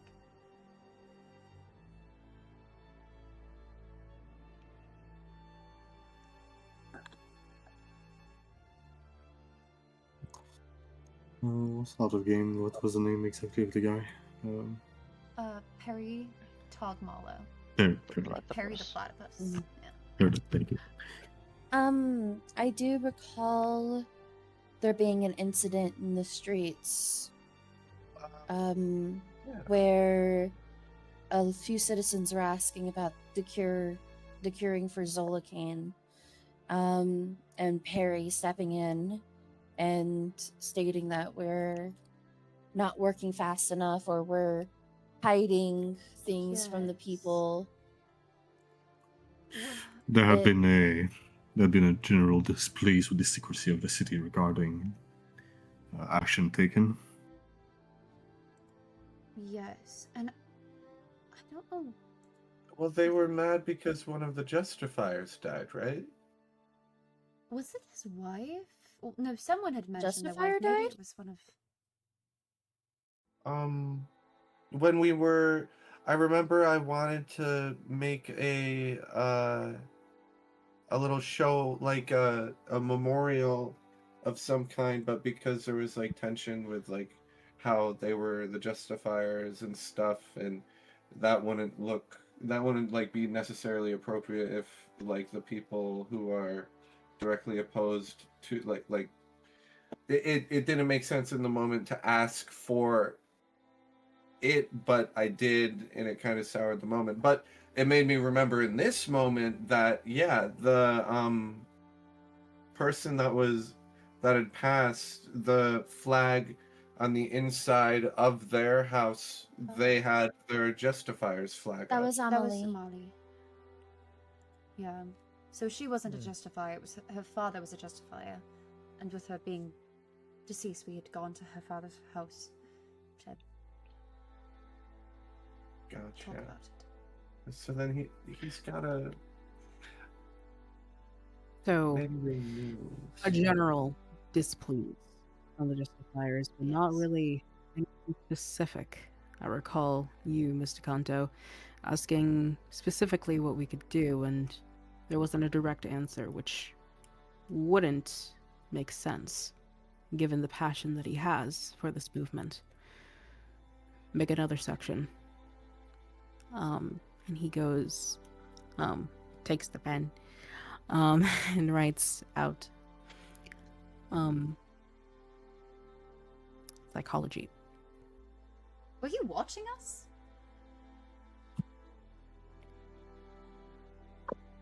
He sort of just looks over his shoulder very briefly as he continues writing, but doesn't answer. Oh, he's the one. Oh, he's the one writing. Okay. Okay. Insight look. check. No, he's the one. He's the one. He's the Yeah. one writing. Yeah, he's the one writing. Yeah. Yeah, he's the Bro! one writing. I don't like that shit. Psychology? What's that? That's what he said. No, I was making a Oh, joke fuck about off. psychology not being real because I'm a therapist and I love it and I'm very passionate about my career. What's a joke? Never had Oh, one of those comedian. before. Nope. If you would all stop messing around, I'm sorry. Oh please, Matthew's trying to type everything he's saying. We're very highly effective, apparently. We're really good at our jobs. We're working on it. Miss Sorry. Dinlayan, Yeah, you had mentioned something I did. that Dr. Bridgie had told you about her speculations on the cases. What did she say? Dr. Bridgie explained that there are different types of irregularities that can cause shifts in emotion, especially melancholy. She stated that if she had to diagnose, out of character, sorry, it was Britigill that was depressed, right? Mm-hmm. I always mix them up. If she had to diagnose Britigill, it was likely conscious or unconscious suppression, so a denial of what's causing the melancholy, or a division. But that is pretty uncommon. You said separation of melancholy. Suppression of Suppression. the melancholy. Yeah. Or it could have been division. It's something funny. Sergeant Crime. Try my fucking best out here. You know? Dude, he's doing great. Matthew's doing awesome. Brandon, You're fucking keep up. great. Okay. Thank you. No. Fucking hell. No, not making fun of you. I think it's great. It's- so he goes, right. Now the sisters. What did they say about the dampening? Mm, Don't all go at once. They mentioned having an individual that was specifically. What's the word? Used or accustomed to this practice, I believe. yes. Rotundula was bitter. She was cast out of a coven. Full of hatred towards them. But the coven. Oh no, I remember now. the Coven explained that the difference what they do with subconscious division compared to what my great grandmother had done is that people still remember their troubles. They just feel differently about them or learn how to live with them. Whereas my great grandmother, when she would practice with subconscious division, she would more or less wipe the memory.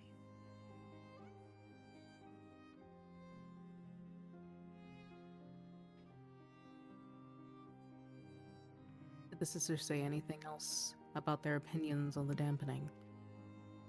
Or their speculations on what they think might be happening between people?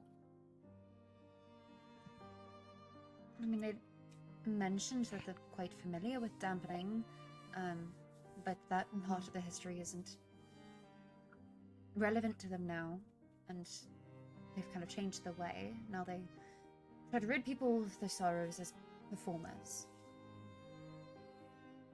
Everyone make a history check. Frick. Alright, Paz, do we... Someone take the Stave. fucking lead. I lost. Yeah, I lost it all. There's too many. There's too many potential information that please someone Out fucking of help me somewhere. context, enjoy. Just fucking. Oh, man. Just absorbing. Dude, I'm fucking trying. Help me. Give me more to God. absorb. I wish you could edit someone else's text. It would make things so much easier. I'll try I to know. add some stuff here, and then you can kind of copy and paste. I'll I'll make it a put history what check. I'll have the fucking thing in general chat real fast that I have. Feel got free a to copy paste it. Dirty 20. Oh yeah, I'll just put it in chat, and you can. kinda 15. copy and paste. Oh, yeah, sorry, Mia. What did you say to roll? History. 18. I'm trying to remember. I'll probably roll I'll roll a d8 on it. History, history. Where is my Oh. history? There's my history, history. History. Because we got. Oh, Oh, that's 6 plus 6 plus 11. That's what? 23? 23. 1, 2, 3, 4, 5. 11. Anyone who got above 15 would have remembered a Jezanel after being asked if she was familiar with this type of magic of people turning on each other. She had told you all that magic only does so much to actually break a connection between two people. Explaining a sort of string theory of the connection between two people can be very fragile.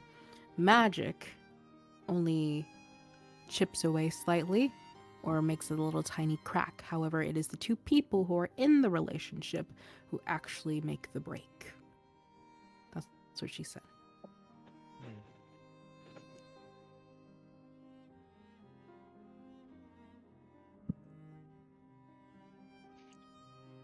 So what? All of these weren't gonna happen anyway, and magic just sped it up. It's more so like you are to edge a knife upon a rope that is already being pulled. Eventually, it will snap.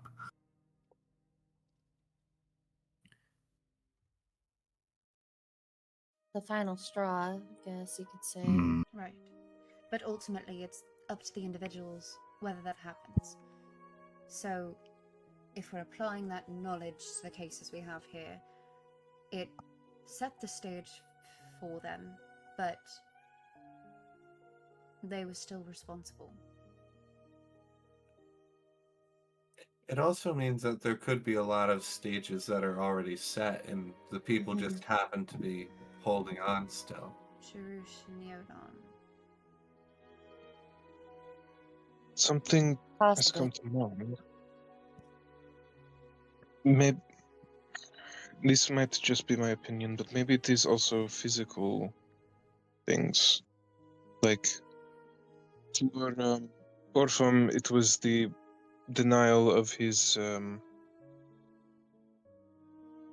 stage play, I guess you could say. For Ricky and Maybell, it was Was there something in the fireplace? Am I mistaken in that? There was. There was. Probably the play. That It was might being help if given. I didn't cast a silence spell on me. Yes, you are correct. Wasting your energy And on then- spell. And then obviously the other one with the pot. I don't know. Maybe that is the last straw, the breaking point. Right. Let it be in line with the part, at least, as Prime had mentioned, the immediate severance of all connection and emotion from right before the murder, which initially was within the kitchen, where the pot was found by Diggle. Britigale actually dug through the trash to grab the pot. Hmm. If we're applying this logic to the idea that there are so many in the city who have become more aggressive and the dampening we've been talking about, how can one have so much power to affect so many individuals? Oh no. Hmm? No. I'm just going to pretend like that's not the case. Continue. Sorry. Did you have something to contribute? Or just fear? Let's fear, hopefully, and it's not actually the case. If that is the case, right, that there is just something personal, something beloved by these peoples that was broken or destroyed or forgotten that ended up being the final string. What is most beloved to these people as a whole? What is something that they all look up to that happens to be in the center of town? Oh. The dove. That is just a fear. I hope that will not be actually the case, but that is something that comes to my mind. There is, for a The lot of con- people, lost people, loved ones in the siren attack, and a lot of people's families are sick due to the Zolokane. Is the mayor There still in the can't room? get a break. Yes, he's been listening to this whole thing, and it seems like you don't need an inside check to see that he has something to say. But go ahead. I was just gonna ask, I'm sorry, why is Bo not here? I mean, this is really important, and he never responded to my message I sent last night. And he's been... Is he okay? I presume so. He just is coming in at a later time. Yeah, and all the time that I worked with Bo, which was a couple of years, was he Mhm. ever late? Was that... I mean, when he was younger, yeah, like maybe to really early morning training, but like as time went along, like not really. He's not No. a very irresponsible person. Right. And like by how much? A couple of minutes? You know? Yeah, like Okay. tops 20 minutes. This is twice in a couple weeks. Okay. Thank you. And Mr. Mayor, you look like you have something to add. Yes, but I think I'll leave that until just a little while longer. I don't want to say anything, put anything in anyone's head quite yet. And you guys see Crime pick up the pen once more. Well, I hope this helped. I have one question for you all. Do you want my help? Now this is a game. This is a game thing, you guys, out of character. Would you like his help, or would you like to figure it out as we keep playing?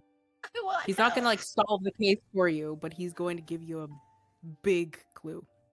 Well, I mean, in I know Brandon's character, answer. yeah, in character, Donnie would say yes because the Yeah. quicker we can solve the case, the quicker we can save people. Yeah. So Maybe would Yeah, say yes. yeah. However, if any players Yeah. are against it, you know, I respect that. but in character, Maeve would absolutely want that. In character, there's literally there's no No reason reason. to object. That would be insanity to say no. But So out much of of your character, pride. is anyone against the idea, like, as a player? I hate that bird. I hate that bird, But- but I want to solve this shit. No, of course. I I don't. hate I this don't- word even more now. I say, yeah, fucking spit it out, okay? Get to Jesus. it, buddy! My God, I- do I need to get more crayons, bird? Is Ally saying that? Is this a character? I know. I Is hope. please tell me Yes! Ally. No fucking Ta- Oh Tab god. Ally. no. I've told you. I yelled at you when you tried to interview me. I yelled. I tried to ask you so many nice questions about your wife, and then you put me in here. I got shot by a bird. Okay. Yeah, what? And then you put in, like, spent so much. Like, if you already knew, you were already writing anyways. Just what? Rani, do you still have that silent spell prepared? Don't worry, I Like a have one as what? well. Oh, thank you, Drench. Okay. But no, obviously, I don't care. I much prefer we have aid. I Alloy would is definitely appreciate your help. Yes, sir. This is Alloy desperation. saying all this, like you see Sergeant Grimes staring back at Alloy, stone-faced, but in a way that's like waiting for a child to calm down during a tantrum. And while Alloy is popping off, crime momentarily goes somewhere in his demeanor, in his own mind. To just just like a cycle ago. He's flying through the night air, holding a sending stone in his hand as he says, and I really wanted to say a lot of things, you know? I mean, I go down there on my time. I'm standing there feeling like they're wasting my time because neither of these two suspects are really suspects. And then, you know, Mavrin, the half-elven girl, says, "Oh, do you have somewhere else to be?" And I want to say, "Well, yeah, doing my job and not yours," but I kept my mouth shut.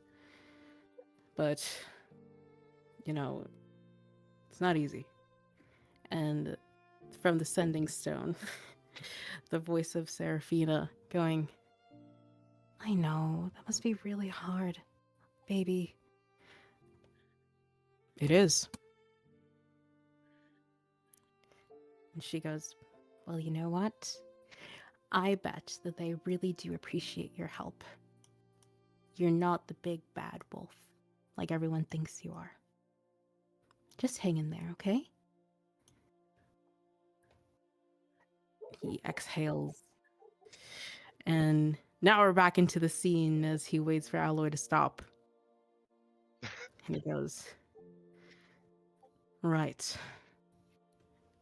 And this is the first time he like takes a big deep breath and like grabs the pen as he pops off as he goes. Case 1. Ricky and Mabel Jones. We all know the details. We all know what happened. Okay? We see Ricky. And according to Mavrin's vision, possibly confirmed that he, yes, did indeed murder his own wife. But that was only following this argument that they had with each other, despite their own maid, and as well as people around the city and people that Ricky worked with and Mabel worked with, were madly in love with each other. Then, we have Britigale and Amali. Roommates. Childhood best friends, according to one of the victims. Seemingly had gotten into an argument over a destroyed pot. And with Britigale showing great regret over such. Same thing with Ricky and Mabel Jones. And then unfortunately, orphan sort of a subcategory of Ricky and Mabel struggling after. Depression is inevitable. However, diminishing his self-worth, especially with his own work, didn't help. And especially since he didn't have any community. Well, we know how that went. And then we have the justifiers. Unrest. Dissatisfied with their government. And then we have the account of the sisters in Fabrigi. With all of this to say, it's quite clear to me, it's quite simple to me, that all of these cases have this in common.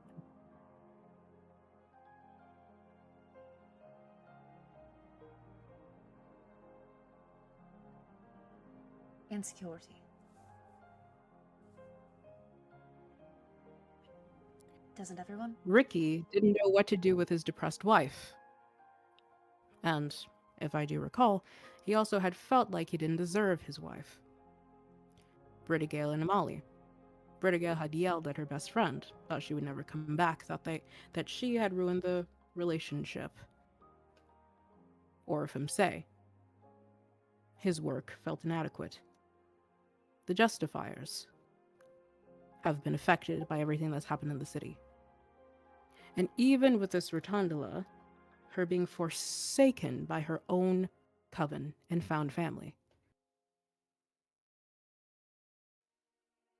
And now with this Jarush and Yolan, it seems like they are also having relationship troubles, and I was indeed there to witness that there was quite a bit of resentment between the two, which is a subcategory of insecurity.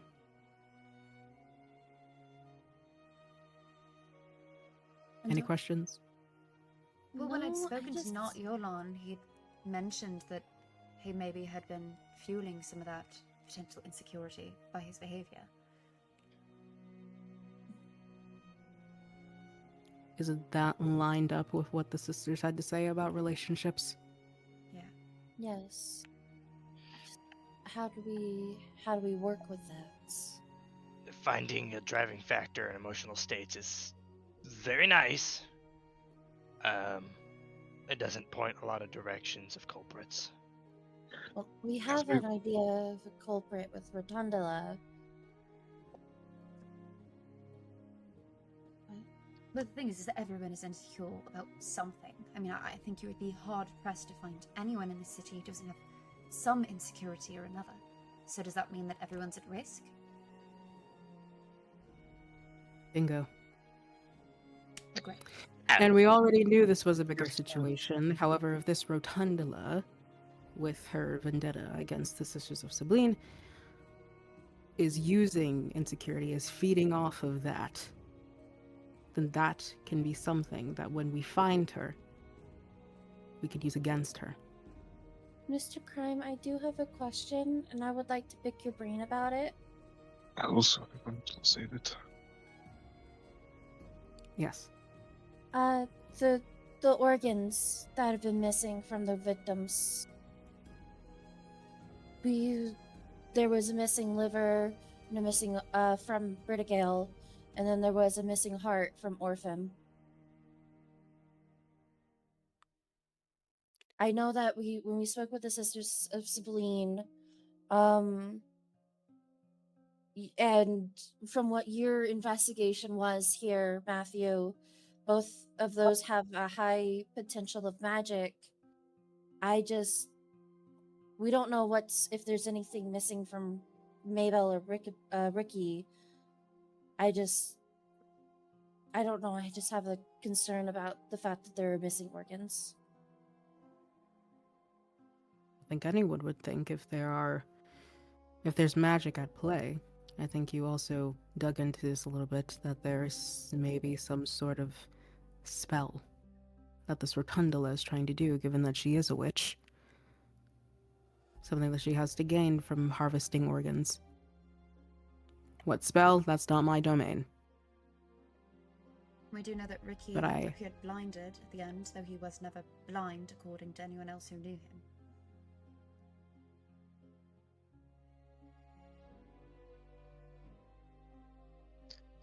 Well, feel he needed like glasses, but that was it. Yeah, but that's a big jump from glasses to blind. Yeah. And they said he would have been blind his whole life.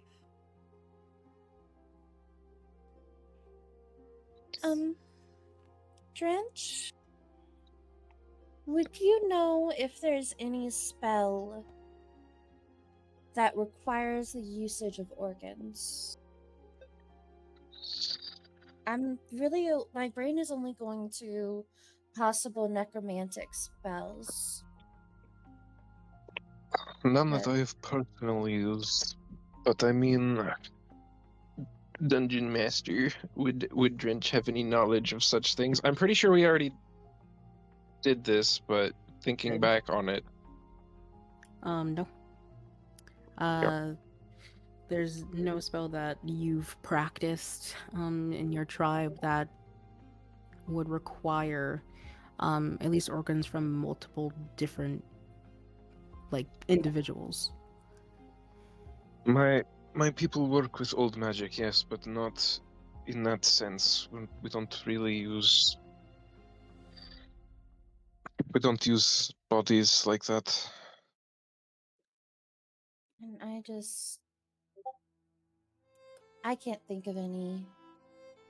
And I know that in our research you said that great power can come from organs.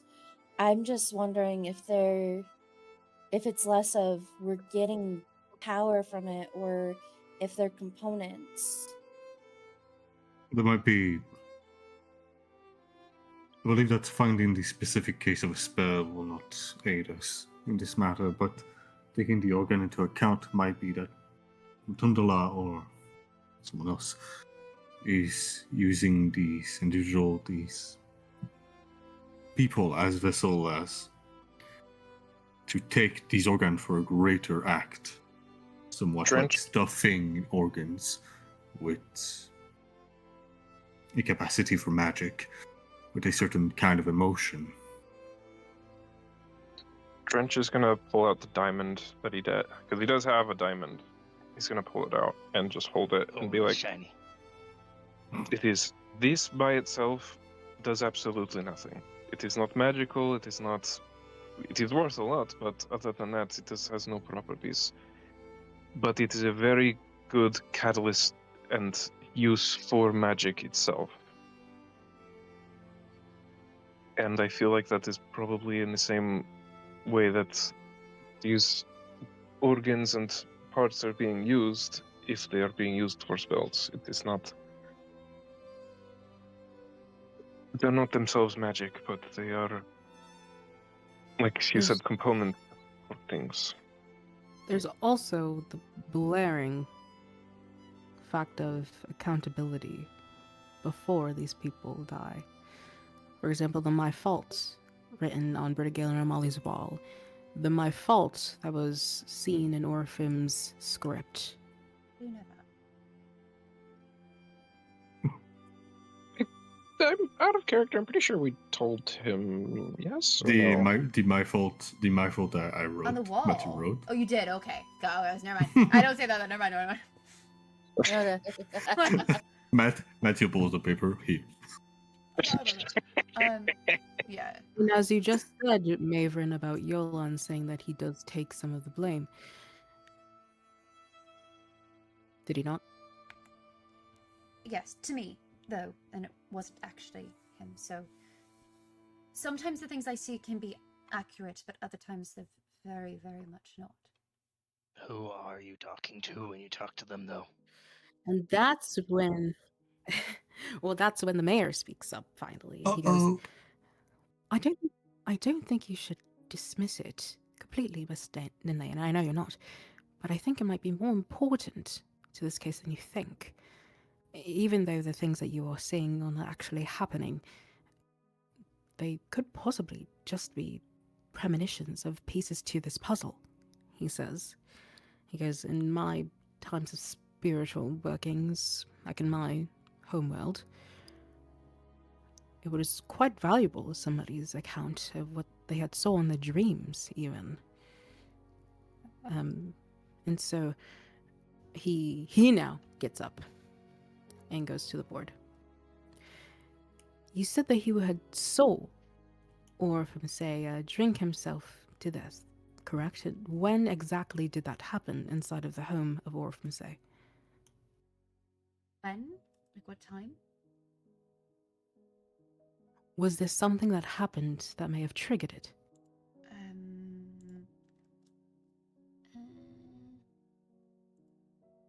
me look at my notes.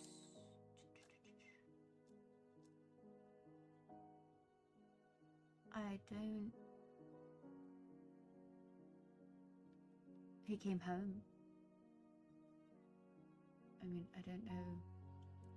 Before that, he was at Rory's. Mavren. Yeah. Make a history check with advantage.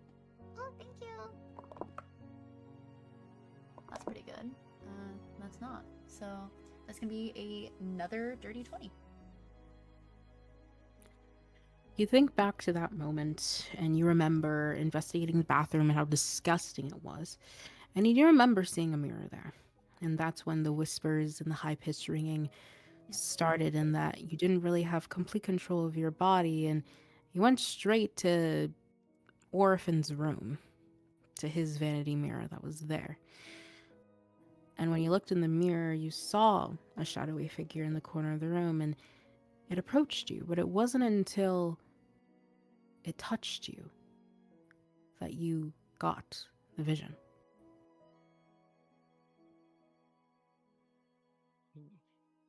Oh, so he was asking about when I saw it, not about what Orphan experienced, but like when I had the vision. Yes. Oh, okay. Yeah, my bad. But yeah.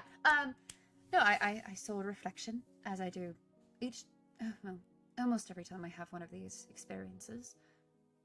Though there are some exceptions, and You see a reflection every time. almost every time. At first it was every time, but now there have been at least 2 Just in incidents general, or of you, or a person? Or... of myself, which ties into some other things that I can highlight in a moment. And then the shadow touched me, which is not And then the what first time. happened? Yes. And so what happened last night? Did somebody touch you before you had the vision? Ricky.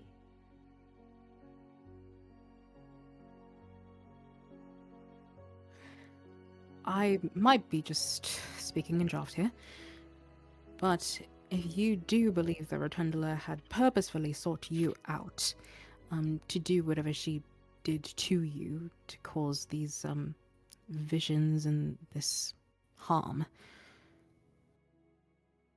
and if you are the very first person, then maybe you have something that the rest don't quite have, which is some sort of insight to how Rotundula is doing this to people. Sound like my aunt. She always says that my great-grandmother was very insightful, and I was named for her. Yes, in your family history, especially with us elves, we are very spiritual, very connected through our ancestors. And so I personally, on a arcane sense, have no doubt that your family background is contributing to this ability that you have for seeing the past.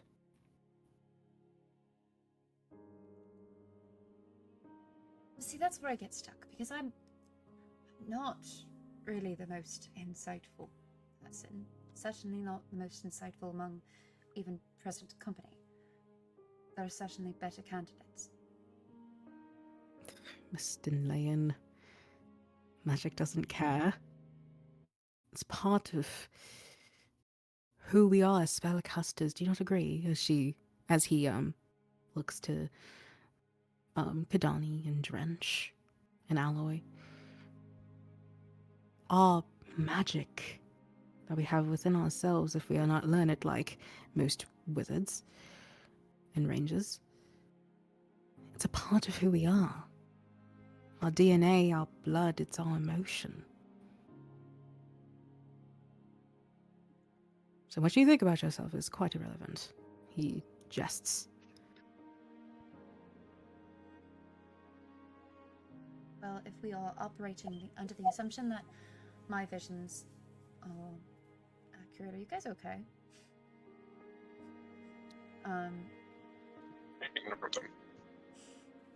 Then, what does that mean when my visions turn violent and extremely cruel? Well, according to Dr. Brigitte and what you had said you had learned about your great-grandmother, it seems as though you also relive the experiences that these people had gone through. Does that resonate?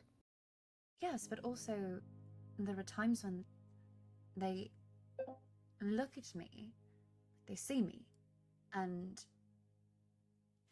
at dinner the other night, all of you turned to face me and started peeling off your flesh and ears and tongue and were incredibly cruel to me, and that wasn't part of the visions. So were these separate phenomena?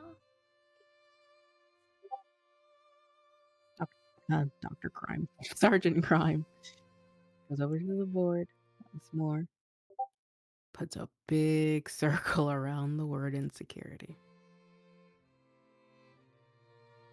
And then he turns to you and goes, you feel a lot of things, Miss Dinlan.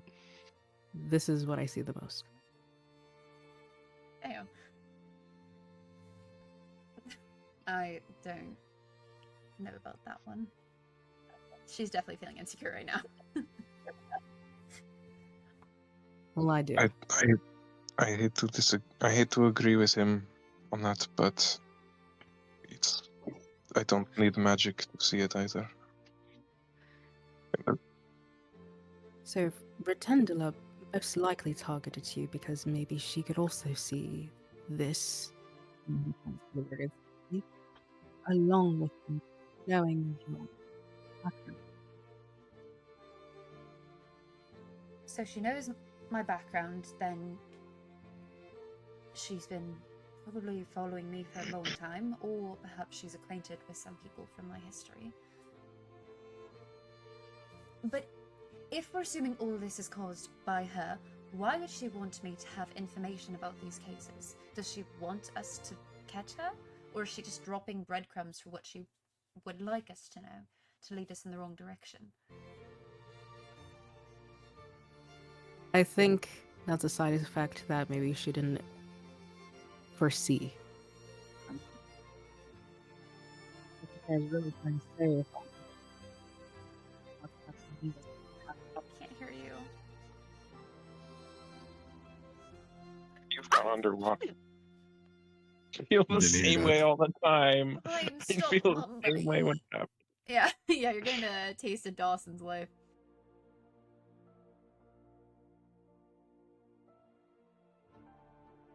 Uh-oh. hello? Yes, Hello? hello. Better. Bello. Wow, wow. Bello. What he said? Can you hear me? Yes. What he said was that fucking he said this, maybe this was an oversight that Rotundula did not predict. What the mayor is trying to say is that we have an advantage with you having this ability to see which her crimes had done. Okay. So then if I could control it, that could give us a lot more information. And when you have that thought, you remember that just after the ritual with the Sisters of Sabline, one of the sisters had tried to elaborate on what Jezanel had said to you about being careful, and she said that what Jezanel means is that In order to truly understand what's going on, we need to know, or in order to control, we need to understand ourselves. And then you said, but I don't know how to control it.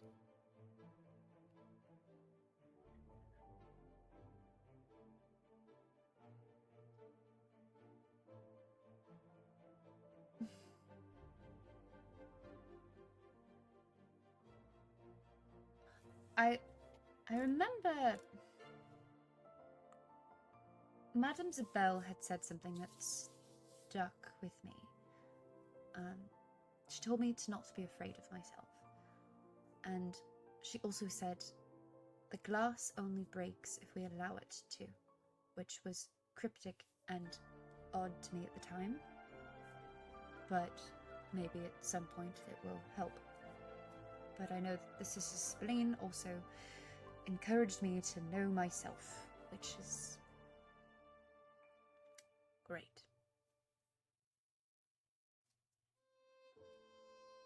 Prime puts down the marker in the middle of the table again.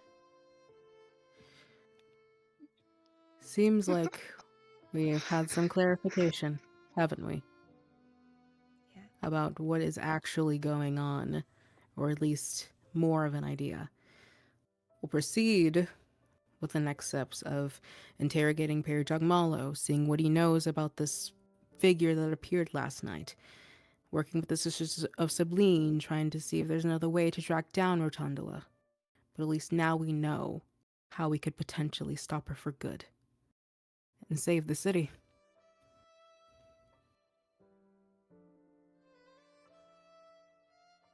No pressure.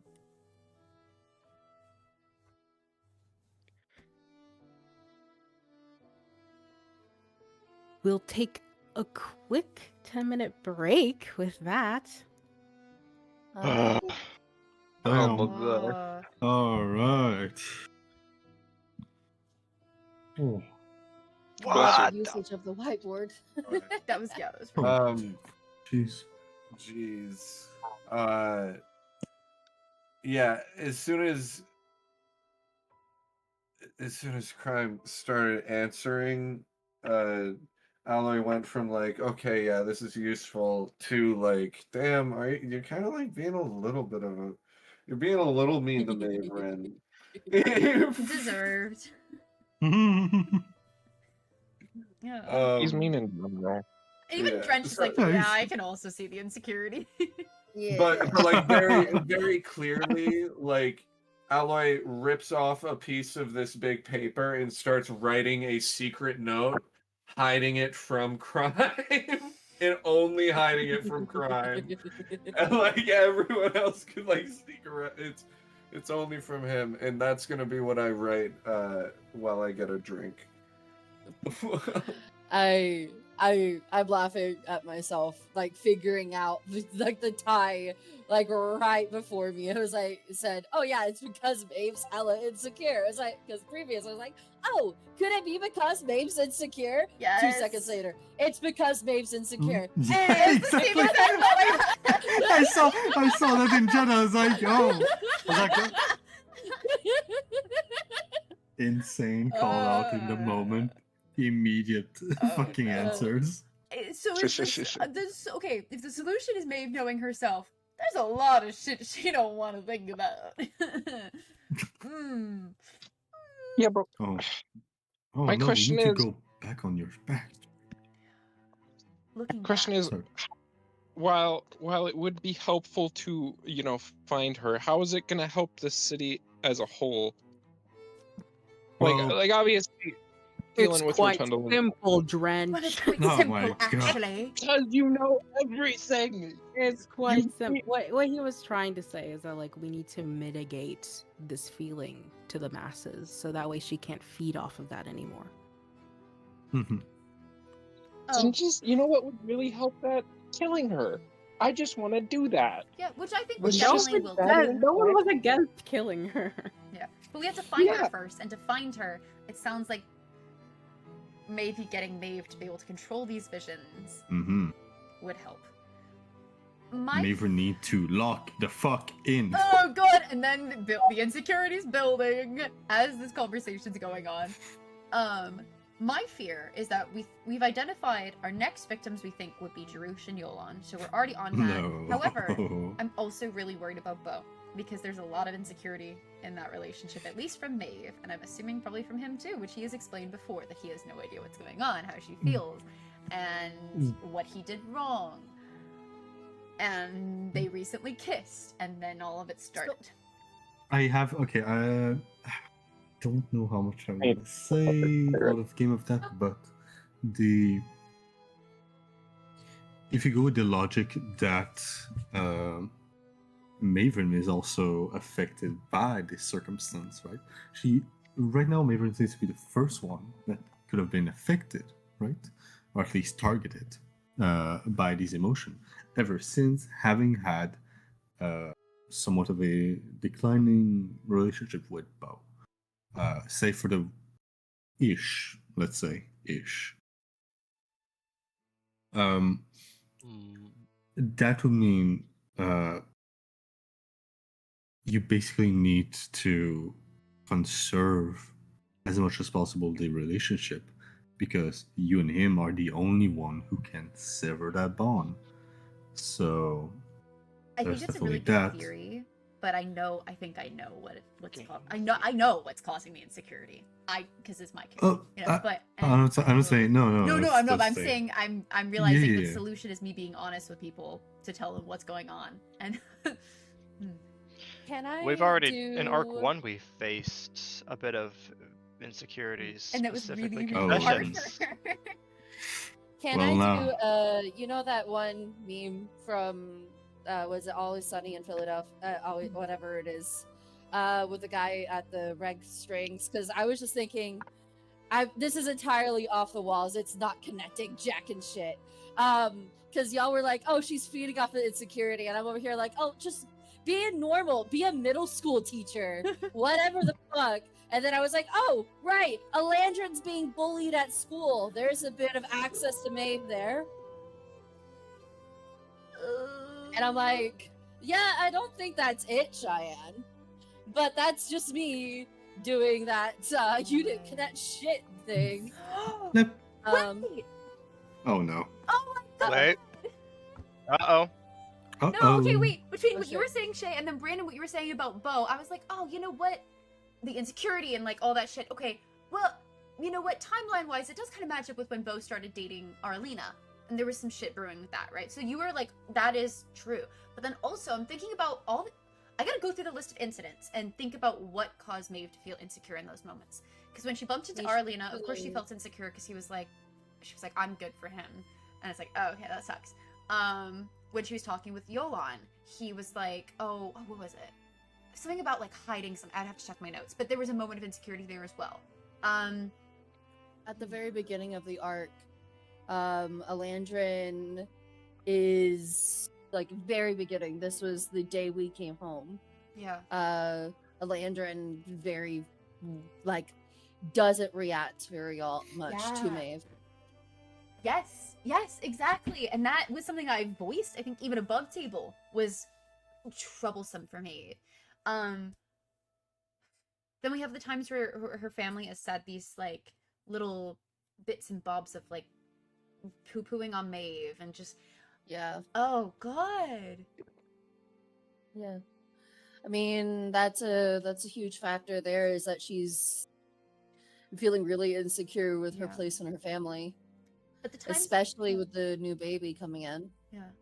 The times that she has had like full-on visions though, I feel like they've also been connected to some moments where she has been feeling a little bit better as well. Like in the fight, that's in investigating, like those are times where she feels a little more confident and grounded. So is it also connected to times where she is less insecure and she has more control? It's less about her and having like the negative thoughts coming in versus just the facts of the situation. She gets that memory of what happened. I think I'm going to go through the whole list of all the incidents I can think of and try to like sort out what came before, like the antecedents and consequences of it. Michael knows very well the ABCs, but you know. Yeah. I'm now sticking really heavily with the fact that Rotundula is like a grade school teacher. I don't know why. It's not gonna happen. You have no I'm idea. just like She could be It's anybody. g- It's gonna be I know Mia has seen the movie The Weapon. Love weapons. Yeah, I know. Yeah. It's very good. Quite good. Oh, I'm gonna watch it tonight to go to sleep. Oh heck yeah. Nice little comfy movie.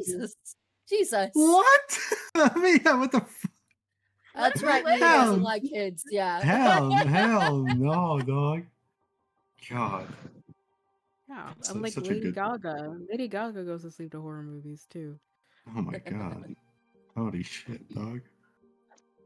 Okay, Oh, are man. we ready? Aren't you glad that that crime was there, huh? I will I- say, we will will say- start treading lightly on accepting his aid and sassing us over it. Hell no. I will not take No. this. But also, I feel like we have to be generally okay. nicer to everybody because we don't want to be making people feel more insecure. Because what if they just break? There's Yeah, absolutely he's no not- way any one of us could make crime insecure whatsoever. There is not Literally. one thing Crime you could do is- to do that. Crime is the most like Give me a day. We secure could do in the entire Don't even need a Give me day. a day. We can do Okay, Michael, you need to survive that day afterwards. Attack his wife. Oh, you mean the You- fucking You could paladin? attack. Yeah, you could Well, not attack his- actually attack her. You just No. frame her for like an affair or something. Boom, Oh, security. That's There's crazy. no shot. No shot. I Michael. fully He's believe right, that no, he would he be might be. like. I fully believe that either one, he fully knows that his wife would never cheat on him, or two, there's gonna be just a extra thing of like polyamory is allowed No. because of how often she's gone. He's like, dude, it's Well, fine. No, I was don't gonna think say, that's the like, one. He might, I don't He think might that's be- the one. he No. might be. He might be an asshole, but he always is trying to help because that's his job. And he's not big and bad like everyone says he is, just like his partner says. Bullshit. Of course he is. You're me. I You're the will one who say- presented that way. I will say I'm pretty sure How are we Dungeon supposed to take it? If he's a jackass, it's your fault, Mia. You literally wrote Yeah. him. I would love to love him, but he's a dickhead. Hey, God as soon as you Yeah. finished the whole like flashback to like him talking with his wife, and you said big bad wolf, I was gonna cut into Alloy praying like, please let this big, stupid, dumbass wolf shut the fuck. Immediately Yeah. into calling him exactly what he was insecure about. Bro insulted me in his flashback. Like, for a very valid comment of him looking really pissed off being there when we wanted his help. This dude really If it helps emphasized me the out, half of the felt half for him. elf. I like I him, felt but for yeah, Oh, I do do. like like Oh, him. Yeah, yeah, no, I everyone love- likes him, yeah. but Yeah, we hate I him. do think that he's very grumpy. He's a very grumpy Batman. He's a jackass, but he's fun. we like the character. He's just unlikable personality. Right. Yeah, I like it that way. No shit. Ay ay ay. Okay, let's continue. Vamos a continuar. Okay. So, Wait, that's why he showed up to the party because he has no friends. It's the only party he's ever been invited to. He's just a softie. He has So, one friend of its wife. we go back into the scene with that settled with crime, and once Maven says, "Okay," very hesitantly, there's a couple of moments of silence before the mayor speaks up and says, "Well, it seems like we have our heading. Here we go." And- Stop! You're a robot! Oh no. You killed her. You I'm told her to sorry. stop, and she did. It's Grilla. Oh. It's It's Grilla.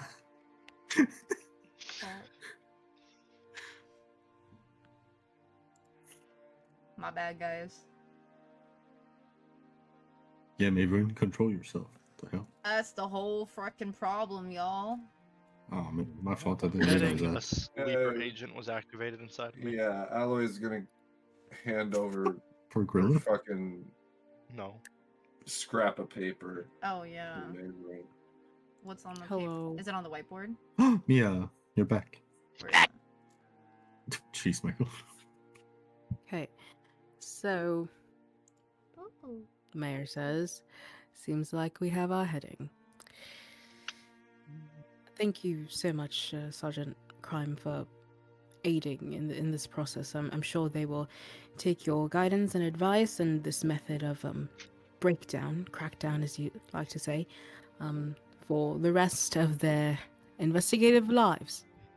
As he smiles, and Sergeant Crime just nods his head. He goes, "But you are dismissed for now. I will catch up with you later. I would like to discuss with Squadron Wyvern a little bit more privately." And Sergeant Crime nods his head again and just leaves. Thank you, not a- sir. and he just sort of like holds his hand up, like acknowledging that.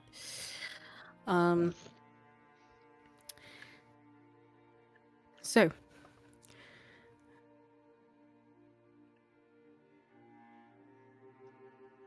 to switch a little bit of the conversation, I think your squadron member and I have a little bit of explaining to do, as he refers to Tanji. We had told you all that he had taken a leave of absence for personal reasons to take care of his family and whatnot. But he had came to me with a bit of a proposition. Would you like to explain?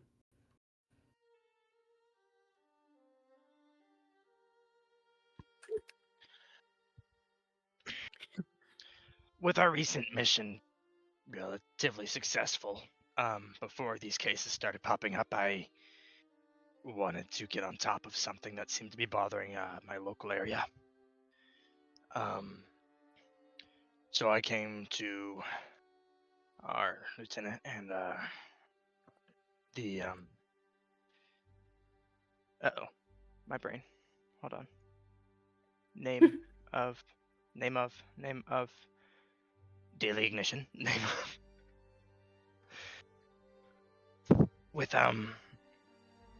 with the thought of gathering more detail and information to expose the syndicate that is the Sins Gang.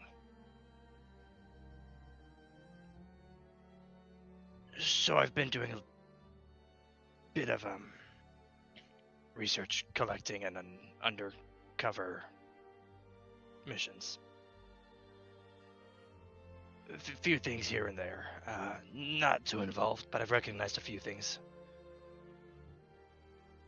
That's where I knew Ricky Jones' name from, though it doesn't seem directly tied to the case as much as I just saw a parallel. Yes, Tanji had come to me with this concern, and I thought it better if the rest of the unit had no knowledge of it. Just because I wanted you all to focus on more pressing matters. Hence why I didn't tell you all to investigate the sins further, because we had already had that taken care of. I mean, they're very dangerous. Should he have been going by himself? He insisted. I did Smart grow as up in those always. streets. And we had some protections for him. But please, Tanji, tell us your findings. All of them. Or- Yes. Since this group has history. right. Please, Tanji, they're Okay. threatening mine and Maeve's families. Yeah, I heard about a little bit of that. Not from y'all, bruh. he's going to pull out some papers and just sit down. Okay. There are some other basics I managed to collect. Details on their communications. Um, as well as, well, hold on. Why aren't these separated correctly? Their communications, who they're in contact with, some of the things they've been, well, don't have all the details on what, but some ways they've been smuggling stuff in and out of the city. More details on what he wants with DeLuna. Hmm. The music stopped. Did I stop? There we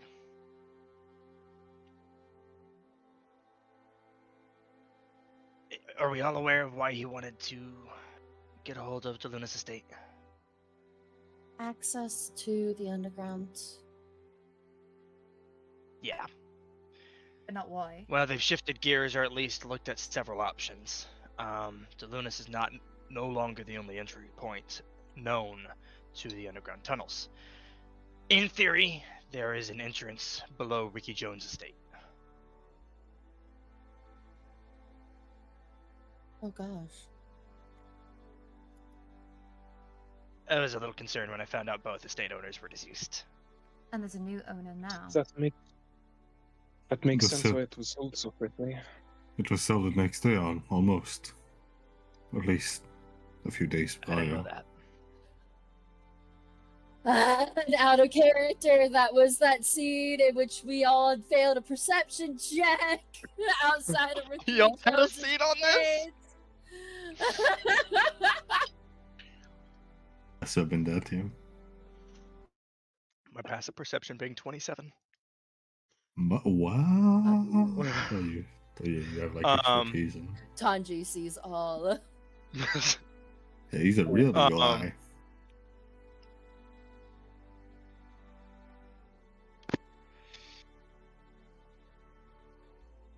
Their HQ.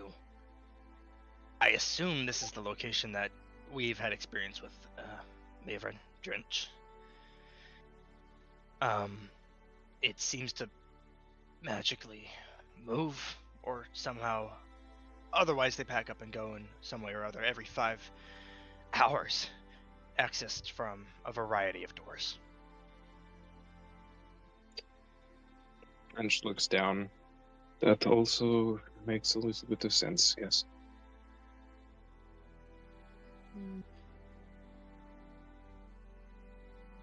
Most of the merchandise they come by is from Blaville, Go. Let's see. They do have magical items they like to use that allow them to walk through short distances of solid objects, or walls, rather. As well as go invisible while doing so, making them even more slippery.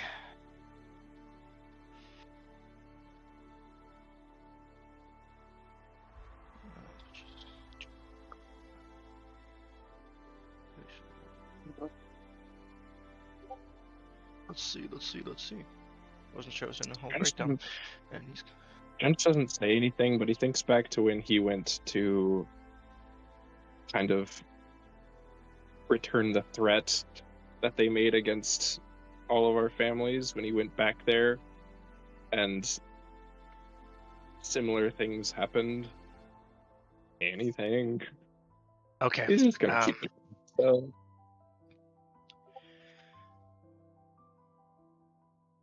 Let me get that third thing real quick, but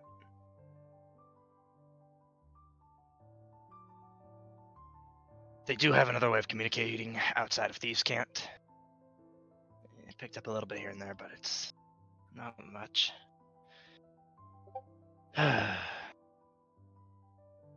They have dirt on some of us, I understand.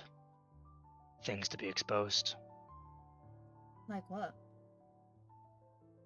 And who exactly? Something they're confident in. Something I'm not confident in for sharing. But you know it? something I'm not confident in sharing. Can you say on who at least? No. Mhm. They are also sending 3, and he glances up at Kadani, members, if not more, to a local area in Tiana to set up an operation. In Tania? Tiana, I don't want to do Tiana this. sounds like- It's okay, it's okay. It's been time. It's been some time. Let him breathe. Let him breathe. Let him breathe. Let my boy breathe. Um, I mean, They're on hold for some sort of order. I'm unsure what. Go away. Voice in the sky. I mean, that tracks with some of the information that they have threatened me with. But, I mean, if they're trying to set up a base, they're gonna have a lot more competition than just my family. There's a lot of big fish in that pond, and some really are a lot more dangerous than Jekyll. Hold on.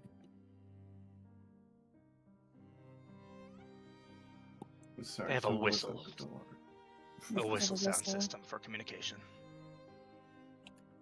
I was gonna look at the little scrap I wrote at, put it in my pocket, and just kind of like, so circling back just half a second to,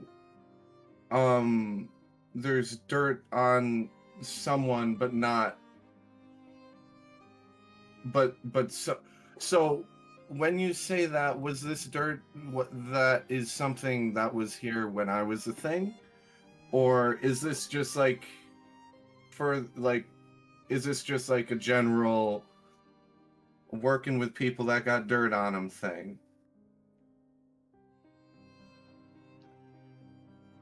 I'm concerned whether I'm concerned if the implication is that there's dirt.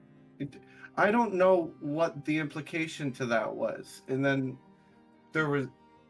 I don't know. It's still pending investigation, and you don't have to worry too much about the implications at this time. Okay. I was not aware, actually, that there was more than one entrance to the underground.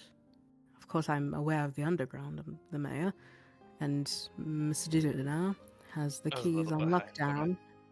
Paperwork. And so, do you know who owns the Jones estate now?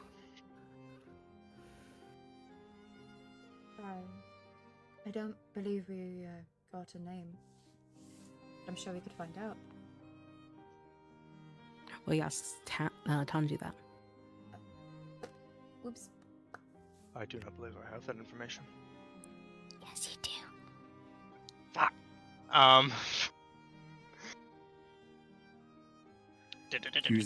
Use that feature that you have that you record everything. Can't use it for everything yet. Yeah, you can. Ah, yes, I do, mother. Hey, does anyone know a Welma, Esco Soup? Tanji, what? Write it down. Write it down on the whiteboard. In broken common, and probably a misspelling. He writes down. Does this name ring any bell? To anyone? And what is the name again? Eska Soup. Escasup. It's in the comments in general. Welma Escu? Bless you. Discord is Thank you. key part. Twice in one day. Which also, love that I made that joke while you were on a leave of absence too. Mia, Who is can we roll this? history checks for this one? Oh, no, none of you know who she is. Yeah. I was about Damn. to be like, I have no clue who that name is, and I would have remembered a Miss Soup. I've cross-referenced it with literally everything. I don't have it. You should have made us roll and then just said no even if we got a natural 20. It would have been funny. I would have cried. So evil. Evil doer. Well, not Thank risky you, super. but well, thank you for finding all that out, Tanji, and I really am glad that you are unscathed. Was there anything else that you wanted to say about your findings? I really hate elf gangs. There's no other details. So if one of our party members is being investigated for something, when do we become aware of that? Is it a liability?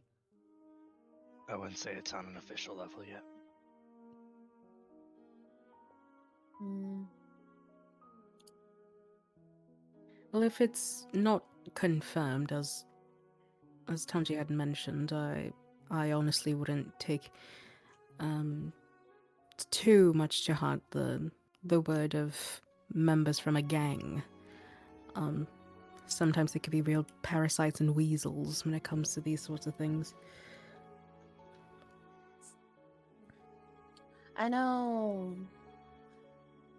I've already told you this, Mr. Mayor. But I know Jekyll showed up in the courtyard trying to declare secrets of my family that weren't really secrets, honestly.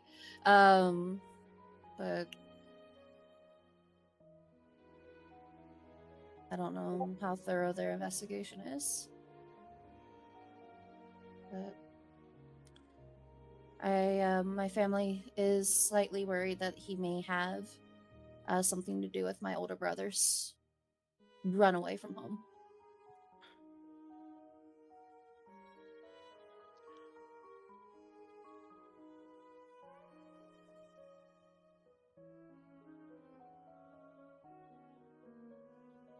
I see. The mayor says, sorry. May not be relevant to the rest of the investigation, but that's just my concern. Thank you for the transparency. I do appreciate it, Mr. Kanto. Well, you all, the Sisters of Sabline are said to arrive later on in the evening. And so, if you would like to try and go to the house of Perry Togmullo, see if he's home, bring him in, question him, you're free to do so. Mm-hmm.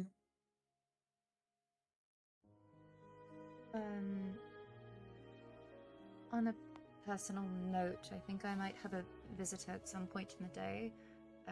Would somebody be able to get a message to me if that happens? It's my dad. Yes, I'll go ahead and let the assistant know. My assistant. Thank you. Can I roll an insight check on Maven for my previous comment? Which one? Okay.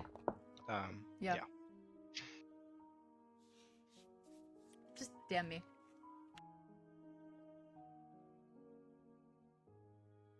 Rolled low. Oh, is Kadani also rolling? Oh, okay. No, he rolled on. Oh, he rolled a Roll20. 5? I was giggling because he rolled a 5. Yeah. Okay. Oh, 5. Alright. Don't have a way to change that, do Well, I? then- now? Yeah, if you have a way to change it, let me know. But otherwise, Checking it now, mother. Do you have luck? Not anymore. oh, Finally. damn. Okay. No, you. Finally. Maeve It's a is broken piece. is stressed as she's been this whole meeting. She's been just twirling her hair and looking really just clueless, a little hopeless.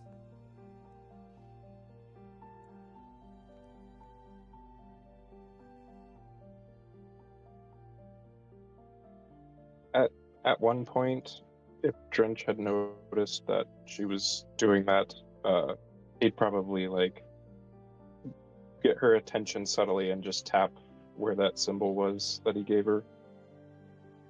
Just reminding her that it's there if she needs it. Was actually, can you hear me? Yeah. It's actually in this moment that there is a knock on the door. And the mayor says, "Come in." And it is actually the mayor's assistant who says, There's a human man here who's very, very adamant of seeing a Maverendin lion." Yeah, that's my dad. I should tell him to wait. Are we? I'll go is say that hi. really- No, that's Yeah. really not necessary.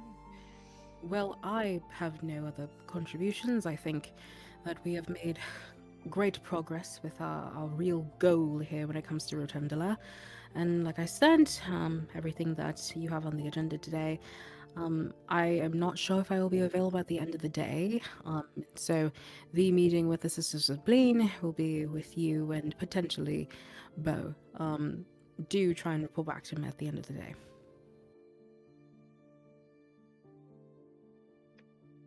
That's good. Um, I'm going to speak to my dad then, and I'll find the rest of you after to go carry on. And we can go ahead and go forward with the bringing in Tugmalo for investigation. Yeah, that's sounds good. As Would you all be able to find him easily? What did you say? I have his records here. We've been keeping a little bit of tabs on him. We have his address in the file room. I assume we Alright. can send an individual to bring forth, or send at least a message and request. oh yeah, Oh, yes. That will. We'll be in the office. Take your time, Maverin. Thank you. And she's gonna get up and kind of give a little awkward, like, leave to go find Dad.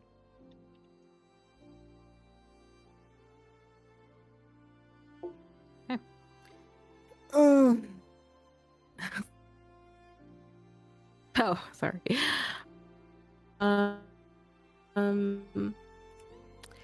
Sela, do you mind screenshotting the whiteboard and Oh, I already boy. covered it. exiting out of it? Oh, okay. Mm, I yeah, don't okay. know how to exit out of this thing. Get me out Oh. of here. It's the red icon. Could, before Maeve left, could Drench have caught her attention for a second? Sure. Do you need help with anything? And like he'll point to the ring that he has on his hand. Or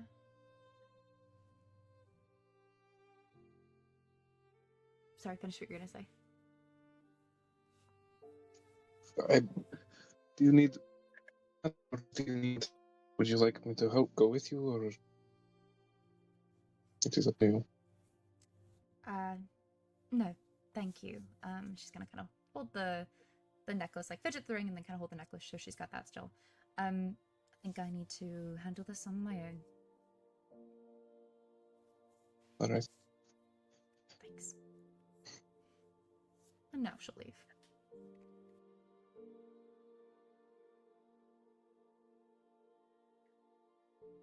Okay. Heading downstairs. There we go. In the lobby. You see coming down the stairs, you see your father with his arms sort of crossed in front of his chest and like pacing a little bit, seemingly worried, though. Before I approach him, is there somewhere private I know I can take him? And also, how many people are in the room right now? Well, in the lobby, I mean, there's just like passerbys, you know, like any other city hall. But you do remember that the ballroom is usually private. Gonna walk up to him kind of hesitantly. Hi, father. see you. Mayfrin. And he rushes over to you and hugs you very tightly. I haven't seen you in so long, it feels.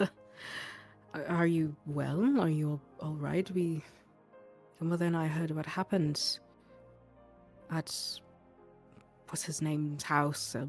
Matthew. Yes. Yeah.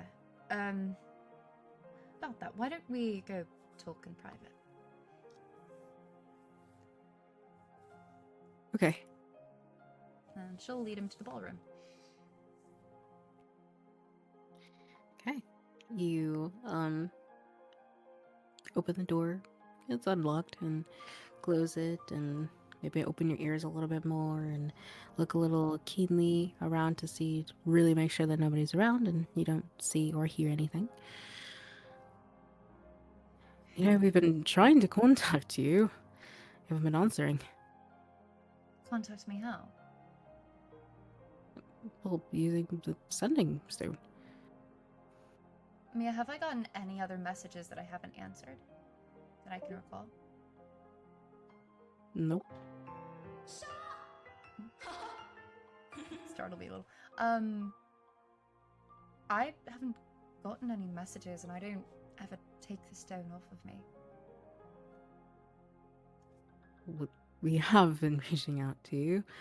We only got the message from you last night.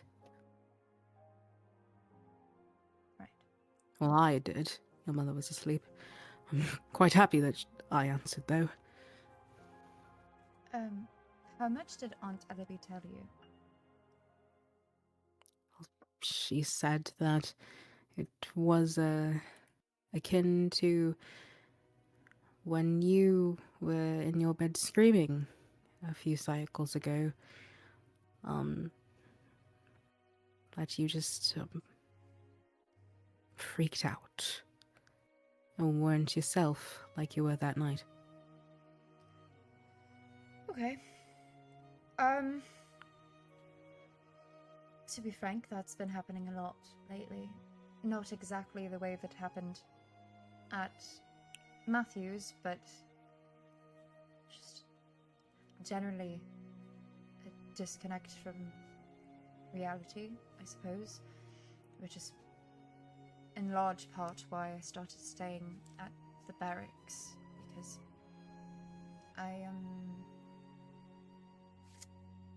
I've been having a very hard time trusting what I'm seeing and hearing, and I don't want to put my family at risk.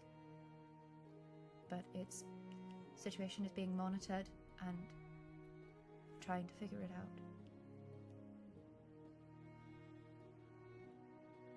What are you saying? Are you not mentally well? I thought that at first, but it seems that I've been cursed or something. And this has been confirmed by other people, not just by me. That it's not. I'm seeing and hearing things that I should not know, that I could not possibly know. I had a memory of perhaps yours as well, that I have no way to explain the information I've had. What do you mean? Are you jesting? I wish I was. Well, I know about, what's his name? Scrolling. Okay. Uncle, Heron? I know you've told me bits and pieces about his story, but I witnessed what happened playing out as if I was living it. And I saw you, and there was so much information that you've not given me that I still don't know for sure if this one is entirely accurate, but so far everything has been. And I know this sounds ridiculous, and I'm starting to come to terms with it. I know this is the first time that I'm really explaining this fully to you, so I understand if you think that I'm just losing it. But I don't think that's the case anymore.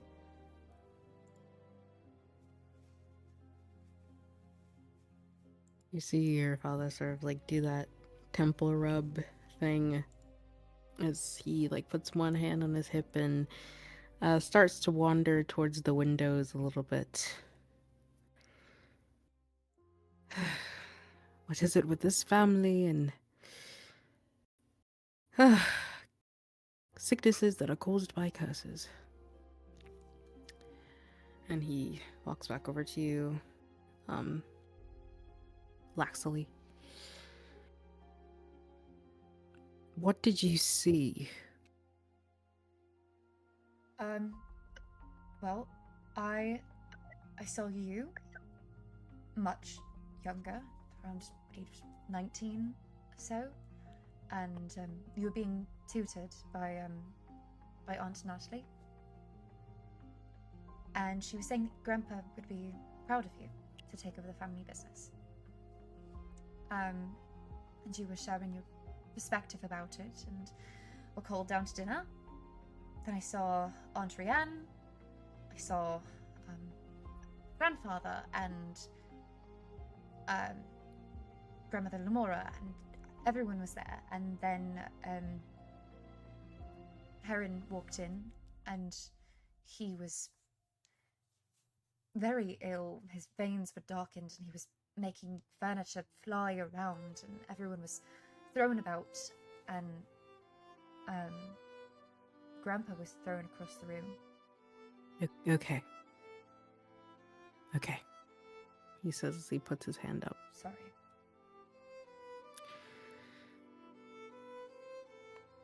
You see as he's sort of like rubbing his hands together, knowing that that's a nervous tick of his. I remember that night. Yes. Try to make a levity of it now.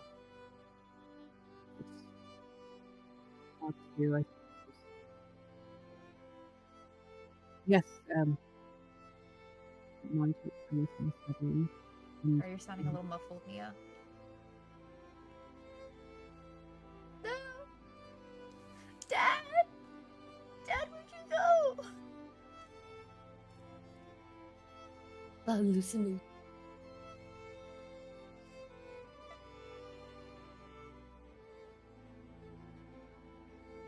Papa? Hello? Papa? There we go. Oh, Hi. Can you hear me? Yeah. yeah.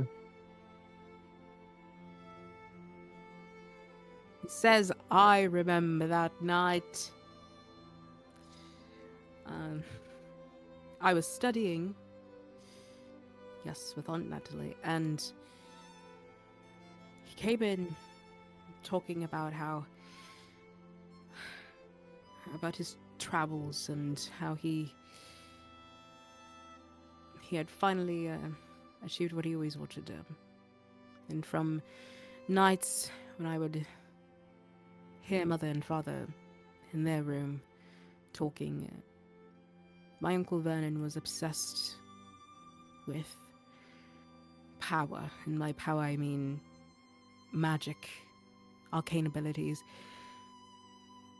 He thought it unfair that there were some that just simply did not have the power to do these things.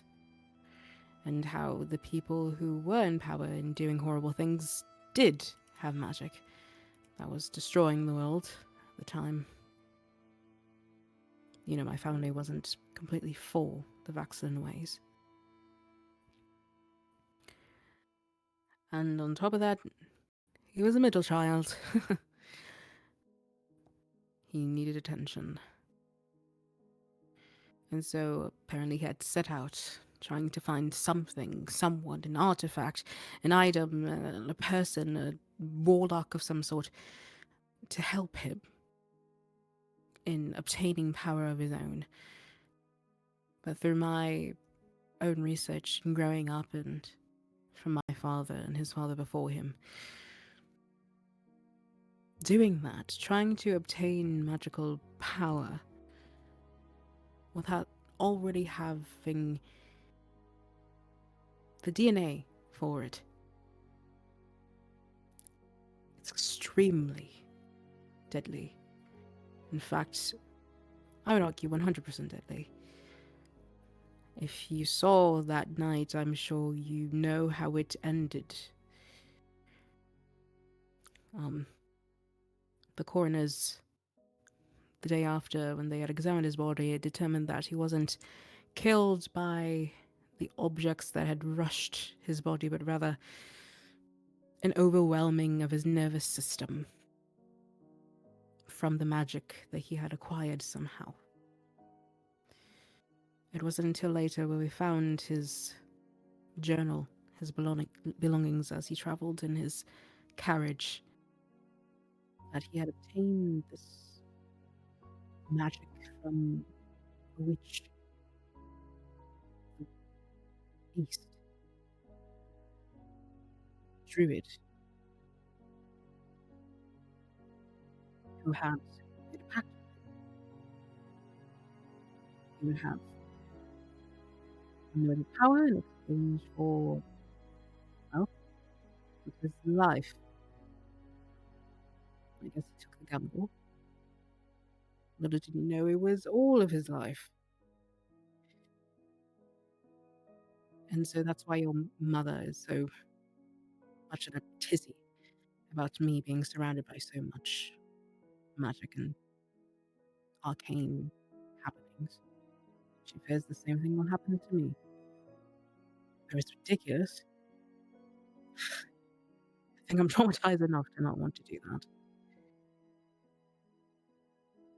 But yes, arcane corruption is something that is unnatural. Very much so. Did anyone ever find out who the druid was that he made the pact with?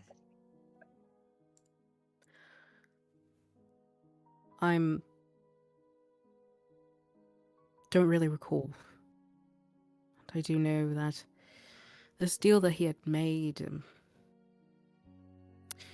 when somebody is trying to prove themselves so much in their life, they value their life more than most.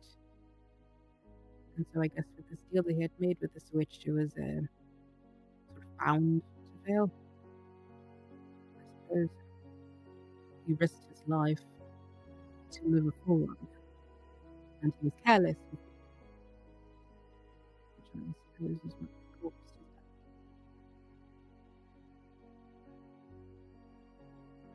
If that makes any sense, he says as he sort of rubs his hands through his hair.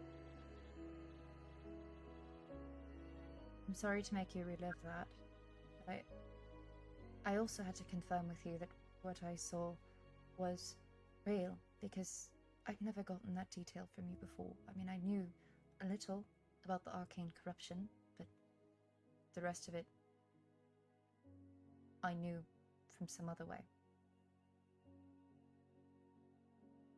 Yes, it was a very long time ago, and it's my life in Vaxlin. Dark times, it was. Even though I was better looking. He smirks. That much is true. She smirks too.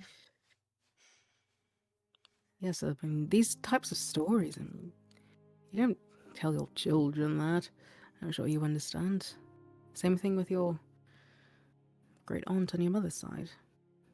Ellaby had told your mother, and your mother had told me that you wanted to know about her as well.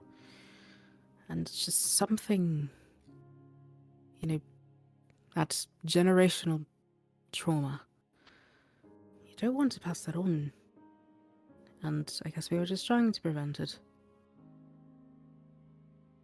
I get that, but clearly not talking about it doesn't mean that I wouldn't find out. And instead, I've just been confused and afraid of what I know or think I know, and that's not to blame you. I'm really very scared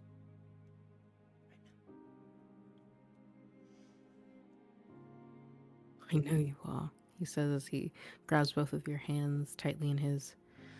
You're my daughter. But I also know I can't push you. So I'm glad that you told me about this. Fine.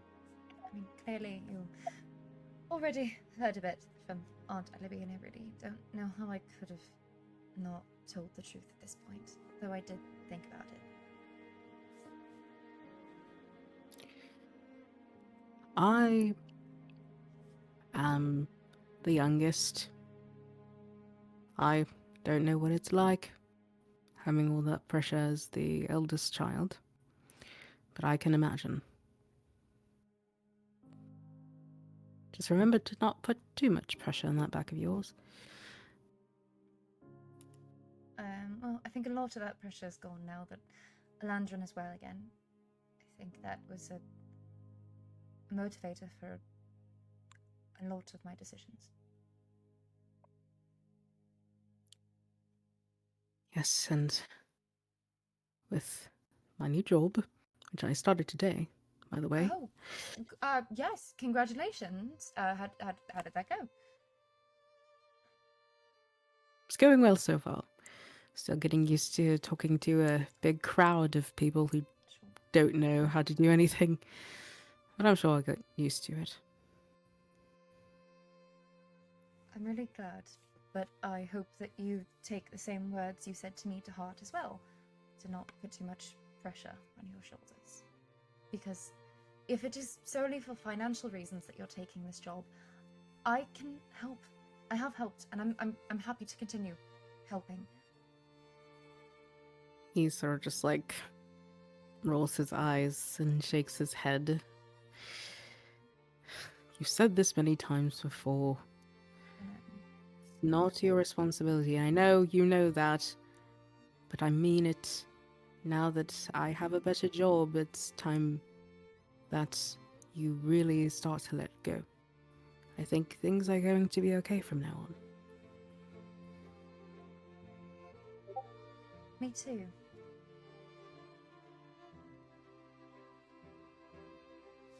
It's at all gloom and doom. No, I'm sure we're going to figure everything out. The team has some very promising leads, at least about what's been going on with me, so I think that's all going to sort itself out. I'm going to keep staying here at the barracks for a while, though, so that I can be monitored more closely and not put anyone at home in danger. I understand. Now let your mother know so she doesn't worry too much. And if you need anything, we are here for you. You know that. Of course. Very, very grateful for that. There are things that are not in our control right now about. There was the attack last night that I'm sure you've probably read about in the Daily Ignition, but we still haven't found the person responsible for that, though we are actively investigating it. But just to be very careful who you talk to and, you know, where you go. Just please be careful. I will. And, by the way, have you heard from Grilla recently? She was supposed to be started to give Elandrin some dance lessons, but she hasn't popped by in the last couple of cycles. Cycles? Well, just the past two. No, I can stop by her place and check in on her. Sounds good. Right. Well, I'm on my lunch, so I should get running. She's gonna give him a very, very big, tight hug. I'm sorry that I keep so much from you guys. I'm just trying to do what I can to keep everybody safe. Maybe you do know what it's like to be a parent. He rubs your head. Good. All right. Go get him. You too. Good luck with the rest of your day. You're gonna kill it. You're great. They're gonna love you. If they don't already, that's stupid. I love you too. And he salutes to you before he exits the ballroom. I'm gonna go to the interrogation room and wait for the others. Okay. Ugh.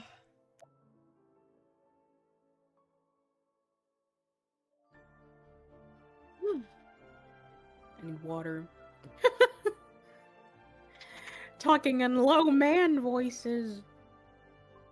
Take care of your instrument. Absolutely. Now, Okay. So we got someone going. Someone fetched Perry.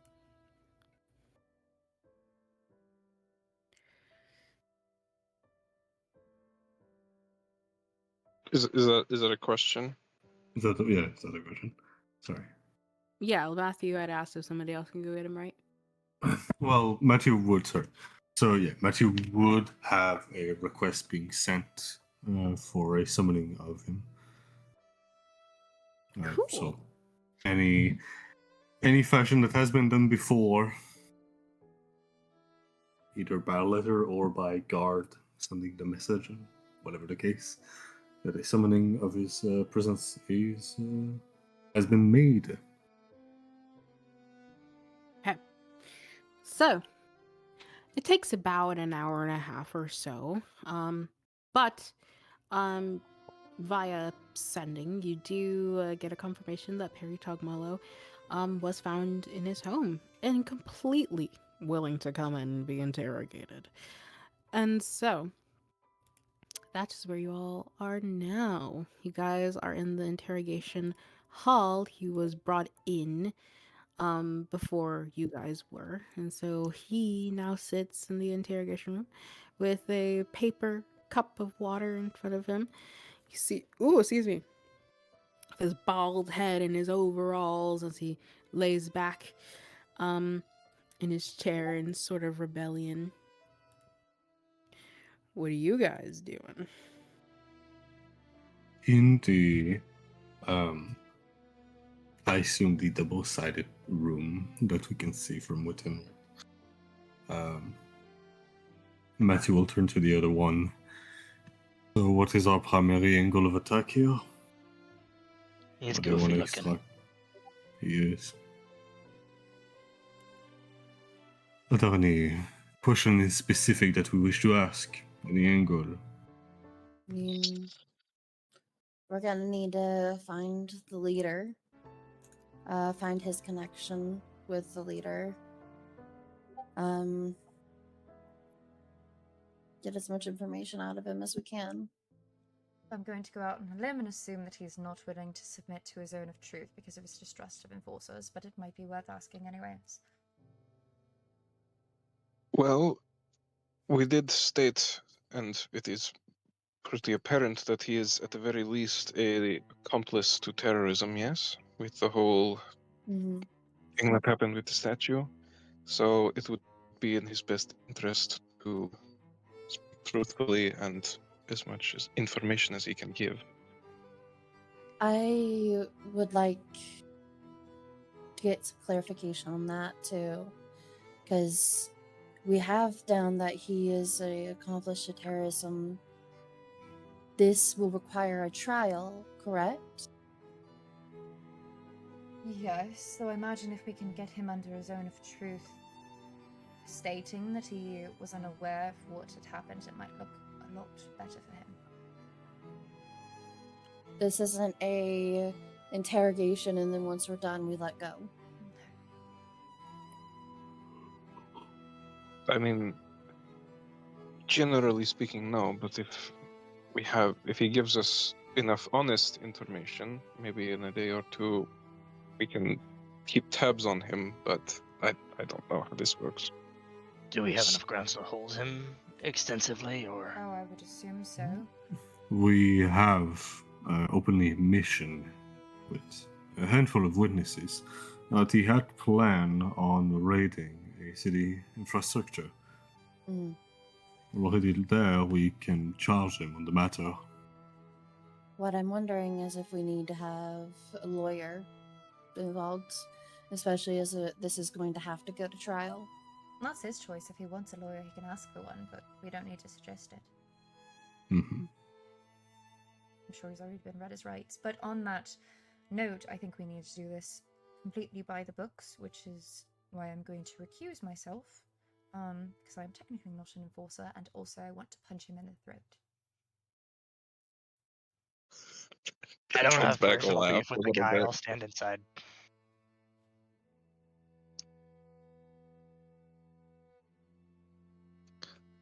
Oh, all right.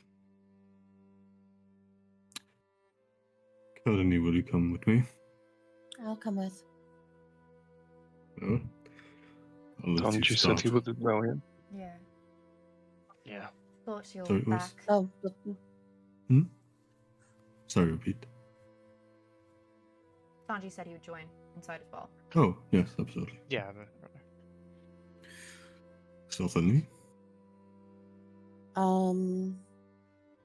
Okay, so is it us three that are going in, or just Matthew and Tanji? You can go too. You're much better at talking than me. I think I will have Donnie go in, but I will state that when y'all do go in, Donnie is going to give y'all a bup on the shoulder, and y'all both now have a bardic inspiration. Ooh. Hell yeah.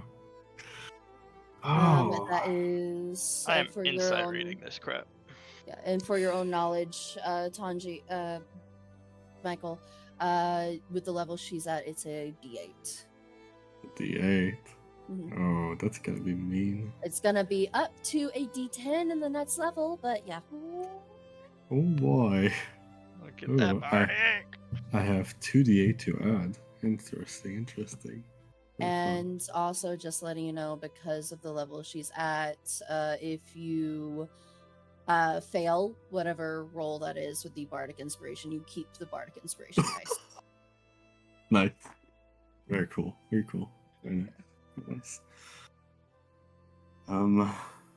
So just so I can make myself a tiny list real fast.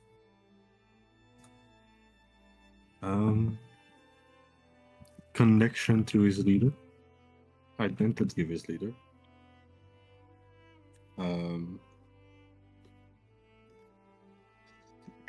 What else was there? Any information regarding the knowledge of the last night attack? I guess as well as honestly just interrogation about the raid that he was planning to do. Mm-hmm. See if he's connected at all to our statue animating lady. If he knew of her No, or any so other leadership information. beyond himself. How much of the raid was planned, how far they were willing to go Mhm. before things went haywire. And I also 2 wanted more someone minutes. to mention the name Rotundula. Two- just to 2 see his minutes what? face. 2 more minutes. To plan? To plan. Oh, fuck Yeah. me. Um, Okay, connection and identity of leader, information about last night, information about the raid, of how the raid was planned. What else am I missing? I also just said to Roll the punches, let's go! mention Rotundula so I can see his face. That's what I said. Alright, mention Rotundula. If you can think of any other questions, do a tap, like a double tap on the glass, and I'll use message to get to ask you what question to ask. Good. You have messages. Like, how are none of us telepathic? Information about his previous work for the Enforcer. Strike it or shift. Alright. I got a solid Alright. fucking list. Let's go Damn, ask your Shay. questions. Love it. I love it so much. Damn, Shay. Okay, we're good to enter then. So, clear your throat, roll your shoulders back. You're old, and so you open the door and enter. You see that he's just sitting back, like doing that little, tapping his fingers on the table one by one, and sees you and meets your gaze. Not very phased by it.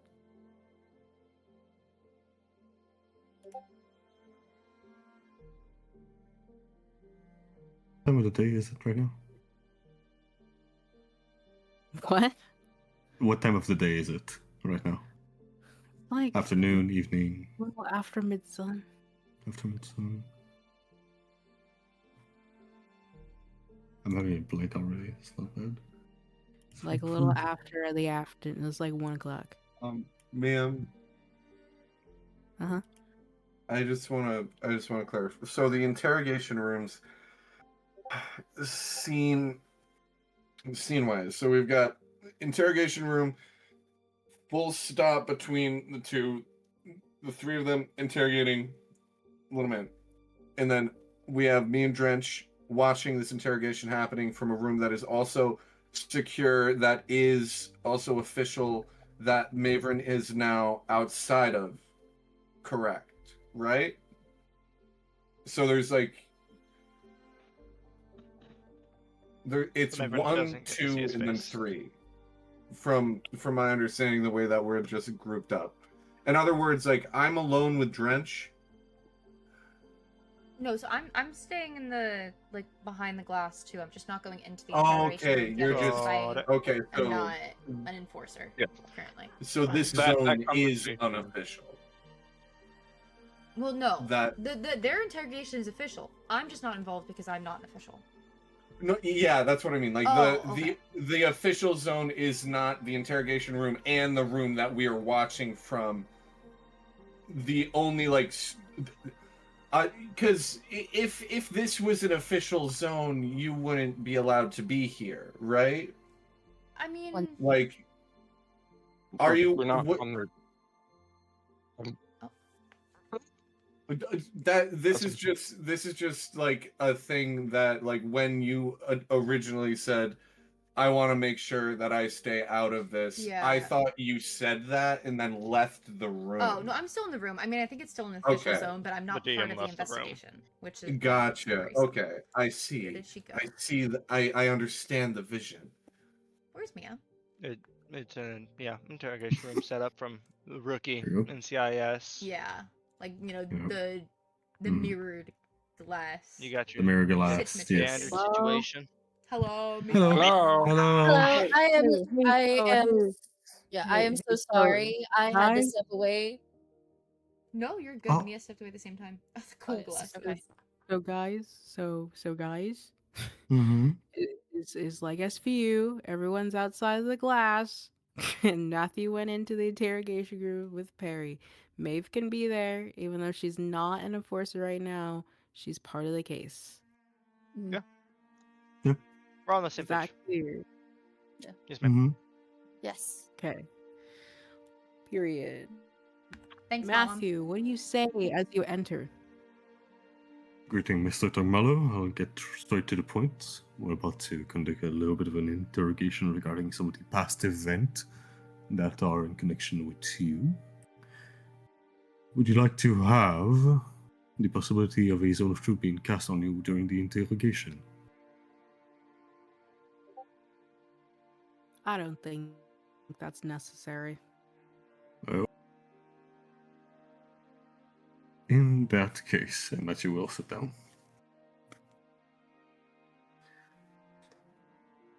Do you have any connection or information regarding the identity of the leader of the group that you represent? And you see that he's pretty readable. That when you mention that he seems to go somewhere else for like 2 seconds, and then he comes back to you. No. My relationship with our leader has been mostly through writing up until this point. She informed me that she would be there last night when I suggested that we make this move. She was the one who suggested doing the raiding. Yes, but I wouldn't say raiding. How would you define it in that case? I think it's a little bit of a twist of my words. But basically, all we were meant to do is simply go in there and speak to officials and demand change. That is our right as citizens, actually. You know the law. I also know that causing a commotion past the hour of night in the middle of the city is against the current law. Was that suggested by your organization leader or you? Well, since it was a citywide holiday and everyone stays out on that holiday, well, it wasn't that much of a riot. There were taverns open, there were parties happening. A little bit of fireworks isn't really that much of commotion. And that's all it was supposed to be. Fireworks. Not whatever happened after, he says. Insight check on his intentions for both the fireworks and for just questioning leaders and proposing change on entering the building. Sure. Do-do-do. So that's another 5. You are going along with his logic. He's just spitting facts to you. Where it's like, yeah, that is true. It was Teeth and Gratitude Day. Fireworks aren't really illegal, and fireworks are very customary for a lot of the events in the city.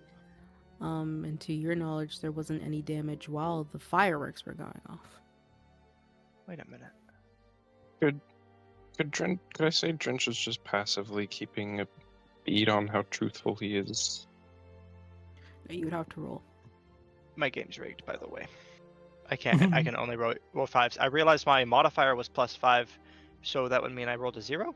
Oh yeah, no, you're not. So I don't know anything. what's going on, but Oh. You're gonna Roll want to IRL. re-roll that insight might check just- from earlier then later when you figure it Yeah. out. What you might do is do the / roll and then do the d20 that way. yeah, you're I doing guess on the until I roll. figure this Yeah. out. Down, kitty cat. Or if You know have- what site doesn't allow these kind of Oh, mess blah, ups? blah. Or You know what you site has can- a lot of issue with the initiative check?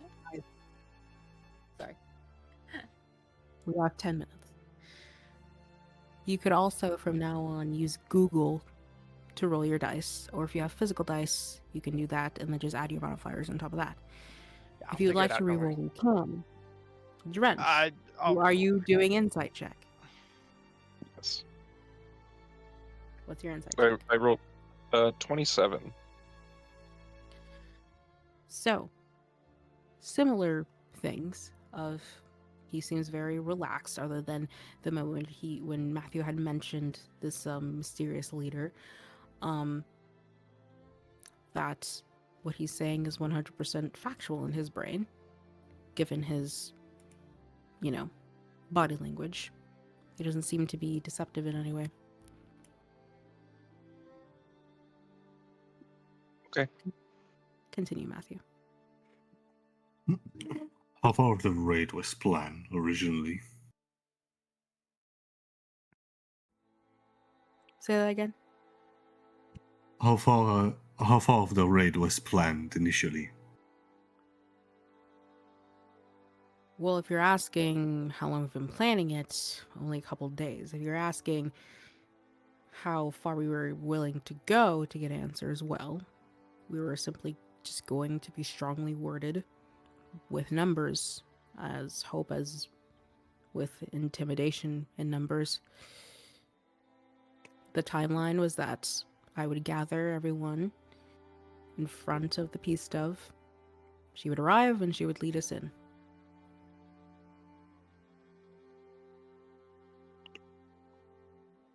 Ever since yesterday, have you received any more exchange from your leader? No.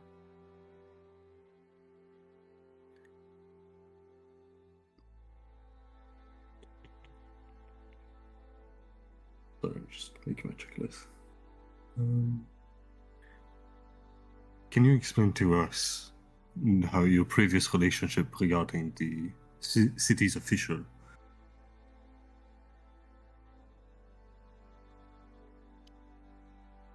Are you asking if I have a relationship with any of the city officials? If you've had a good relationship prior to joining or forming the group of the Justifier?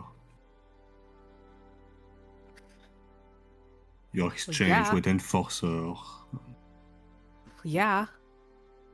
Just like everyone in the city. I mean, I was all for you guys. He crosses his arms and leans back again. He's very obviously ticked off by the question. I mean, I made small little mock pendants. The very thing that you're wearing now.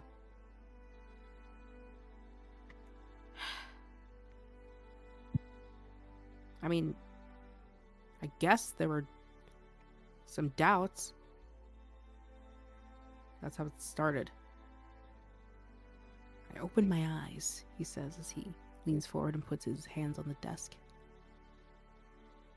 I see the band-aids that you put on the city.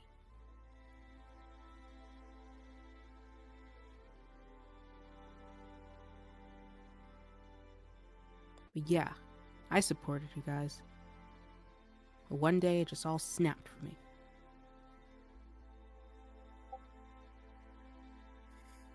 Do you recall some of the event following last night and the animation of the city's symbol? The Great Dove being animated? Yes, I remember. I was there. Can you recount some of the information for me? Well, I made my speech on the fountain. Then explosions started happening, he says very defensively. Which I didn't know about, by the way. And then I just feel this chill up my spine, and it's almost like it was a knowing of somehow. I turned around and there she was. Never seen her in the flesh before. I only knew of her writing. And you can confirm that this was your leader? That this was the woman that you've exchanged before with? Well, given that she said she was going to be there, and this feeling, I don't know, it was a gut feeling. It was gut feeling. I felt like I knew her. How long have you been in communication with her?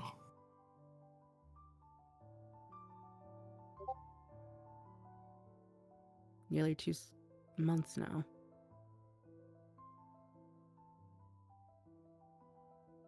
Does the name Rotondala mean anything to you? No.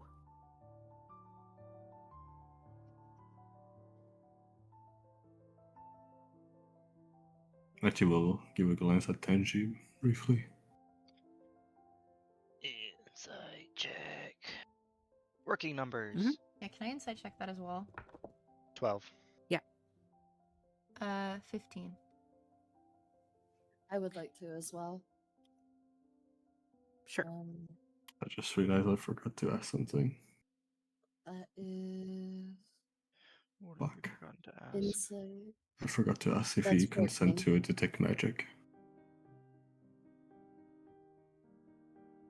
Anyone could be Where'd you mad keep if it I think down? I have a legal loophole. 14. Okay, so the 12, 15, and 14. All of you get sort of the sense you are seeing the same thing that Drench is seeing. He's being pretty truthful, even though he is upset. He seems just as confused as maybe you guys are. But when he mentions that he felt like he knew her somehow, even though he's never met her before, that you see that he is even more perplexed by those words coming out of his own mouth.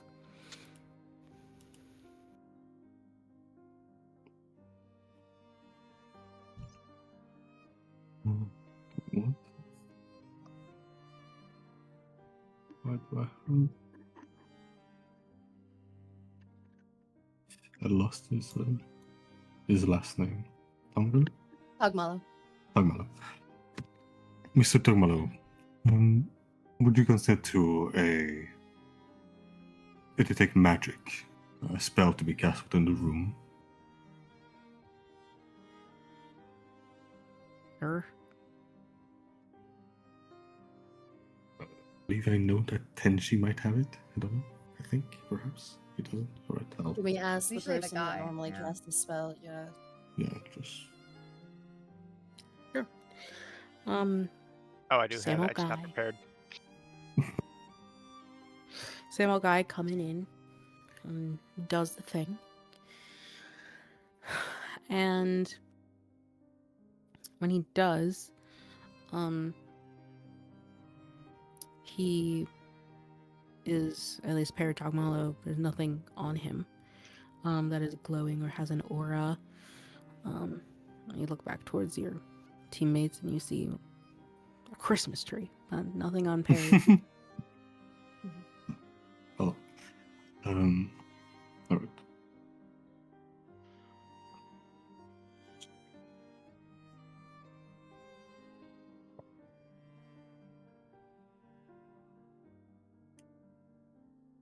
So we'll look at Tanji and Kadana if they have any other question for their question.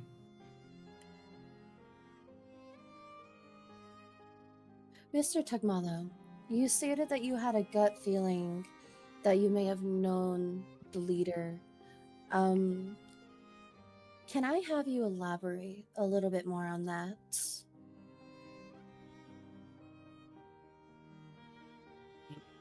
I always felt like she knew exactly what I was thinking.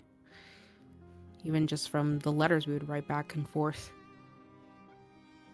And then he sort of looks down, crosses his arms again, and thinks to himself, and he shakes his head and throws his hand up. You know what? Fuck it. I had full trust in this city. Grew up here, born and raised. Had my wife here. I supported you guys through and through. I knew a lot of people was part of the resistance now who also did. Then my wife got sick. It's that stupid sugar issue. Zollicane. And when you guys or implemented a restriction on the thing that was probably causing it, I thought, fine, yeah, they're handling it. If they always do, they got our backs. It's good. We're good. But then I started thinking more one night. And it was real bad. She was coughing up blood. Doctor said there was crystals in her lungs. I was real down in the dumps. And it wasn't until a few cycles ago, when she died, that I was fed up. From the curfew let on by the sirens, to the restriction of the crystallized goods, to the lack of school protection, to letting in any human from outside that could potentially jeopardize the safety of the city, he says very pointedly at Matthew. It all just kept piling up. That's when I got a letter. 2 days after my wife died. In the mail. From this person. Detailing a plan for the reformation of the government. Shit, I had nothing to fucking lose. She wanted my help. Didn't know how she fucking knew my situation.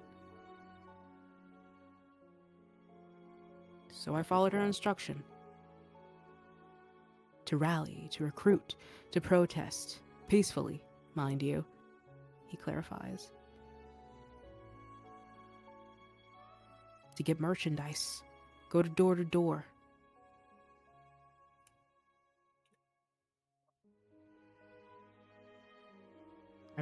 Even though there were few words on the page, from the letters she would give me, I felt like there was so much understanding to them.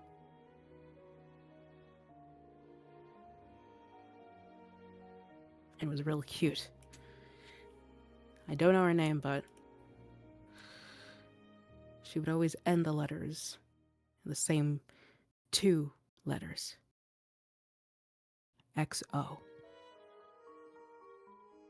So that's what I call her. XO.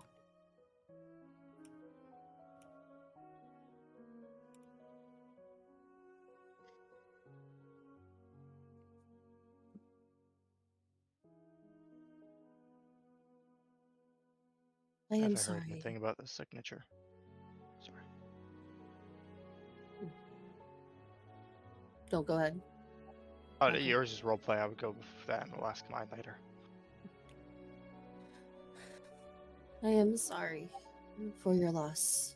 I know that there's been countless losses due to outside influences on Pyre.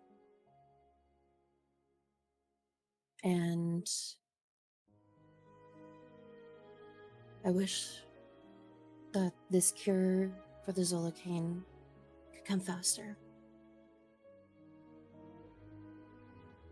With the letter that you received from her, with the plan of the reformation for the government, what you said that the protests, the peaceful protests, the merchandise, what reformation in terms of the government did she suggest for fixing the problems of the city?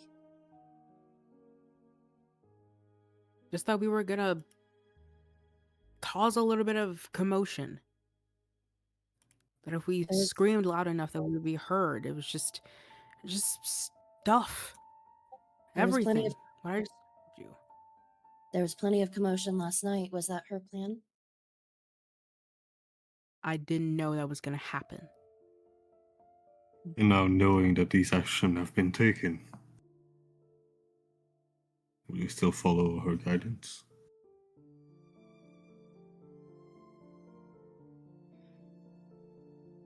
He leans back in his chair and crosses his arms. I'm done talking.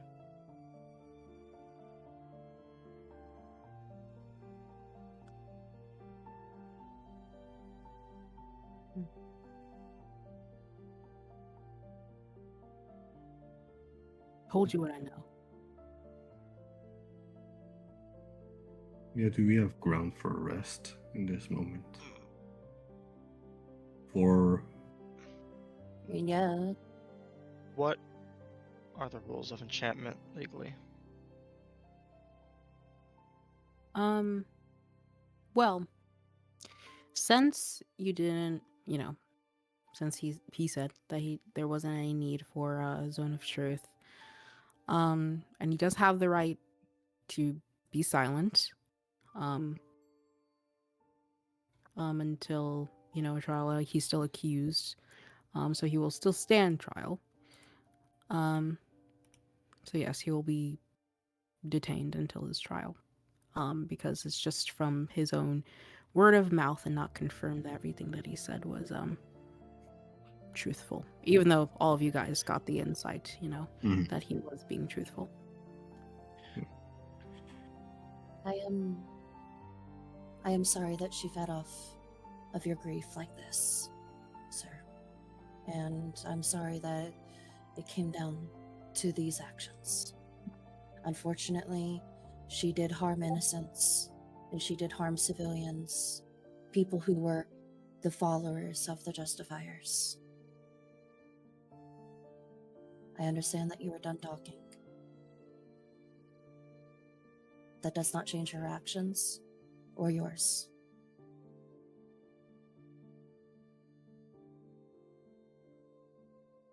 He just like scoffs and just goes, I knew this would happen. I don't care. He says, lock me up, do what you need to do. I'm not talking anymore. I would like to do an insight check. And I want to see. I kind of want to see just how much of that is him talking versus feeling that's something that he has to say. Sure. Or Another insight. But I join in on a similar role. Mm-hmm. Just to see how much conviction he has. And yeah, forget. I'm gonna use Kadani's party because I know it lasts for a minute. mm, That will. Jeez. 10 minutes. Oh, 10 minutes. Oh. Yeah. Well, I don't think I'll pass, but. I'm actually going to add that bardic as well. Or just add Insight. my own. That is, let me 16. That is a dirty 20. Gonna be 11 for me. Matthew, you've seen people like this before. This sort of lackadaisical, like punk attitude of just like when he says I don't care. You take it for how it is. Especially in his demeanor. You've done all you can do as Matthew. But Kadani,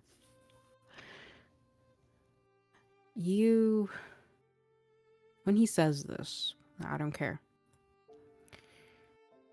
He definitely had something else to say, but genuinely felt like it wouldn't have mattered if he said it. And you sort of think back to what he said just moments ago of he had nothing to lose.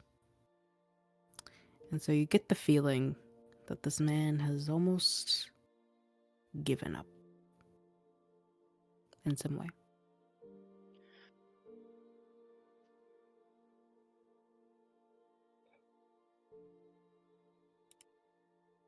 What did your wife love? What is something that she enjoyed? The fuck is this? He says.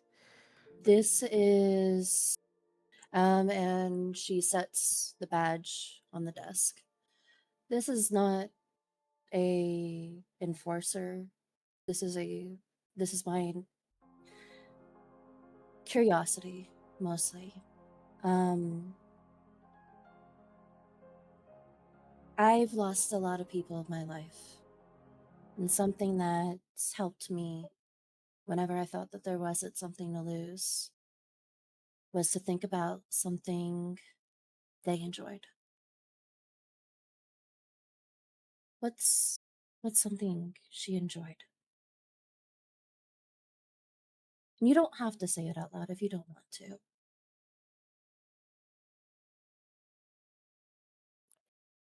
Go ahead and make a persuasion check.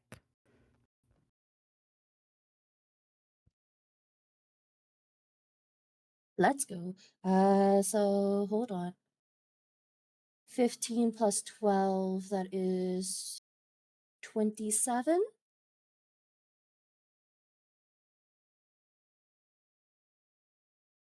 You see that his face like scrunched in like absurdity, almost at your out of pocket question, seemingly. When you say that, his face turns from absurd to it softens a little bit, just the tiniest bit. And with his arms still crossed, you see just for a second his waterline of his eyes start to get a little bit more moist as he shakes his head and wipes his eyes really quickly and shifts in his seat and just goes, I'm done talking. Okay, that's fair enough. I have no more questions. And she's gonna pick her badge up and she's gonna slide it into her pocket.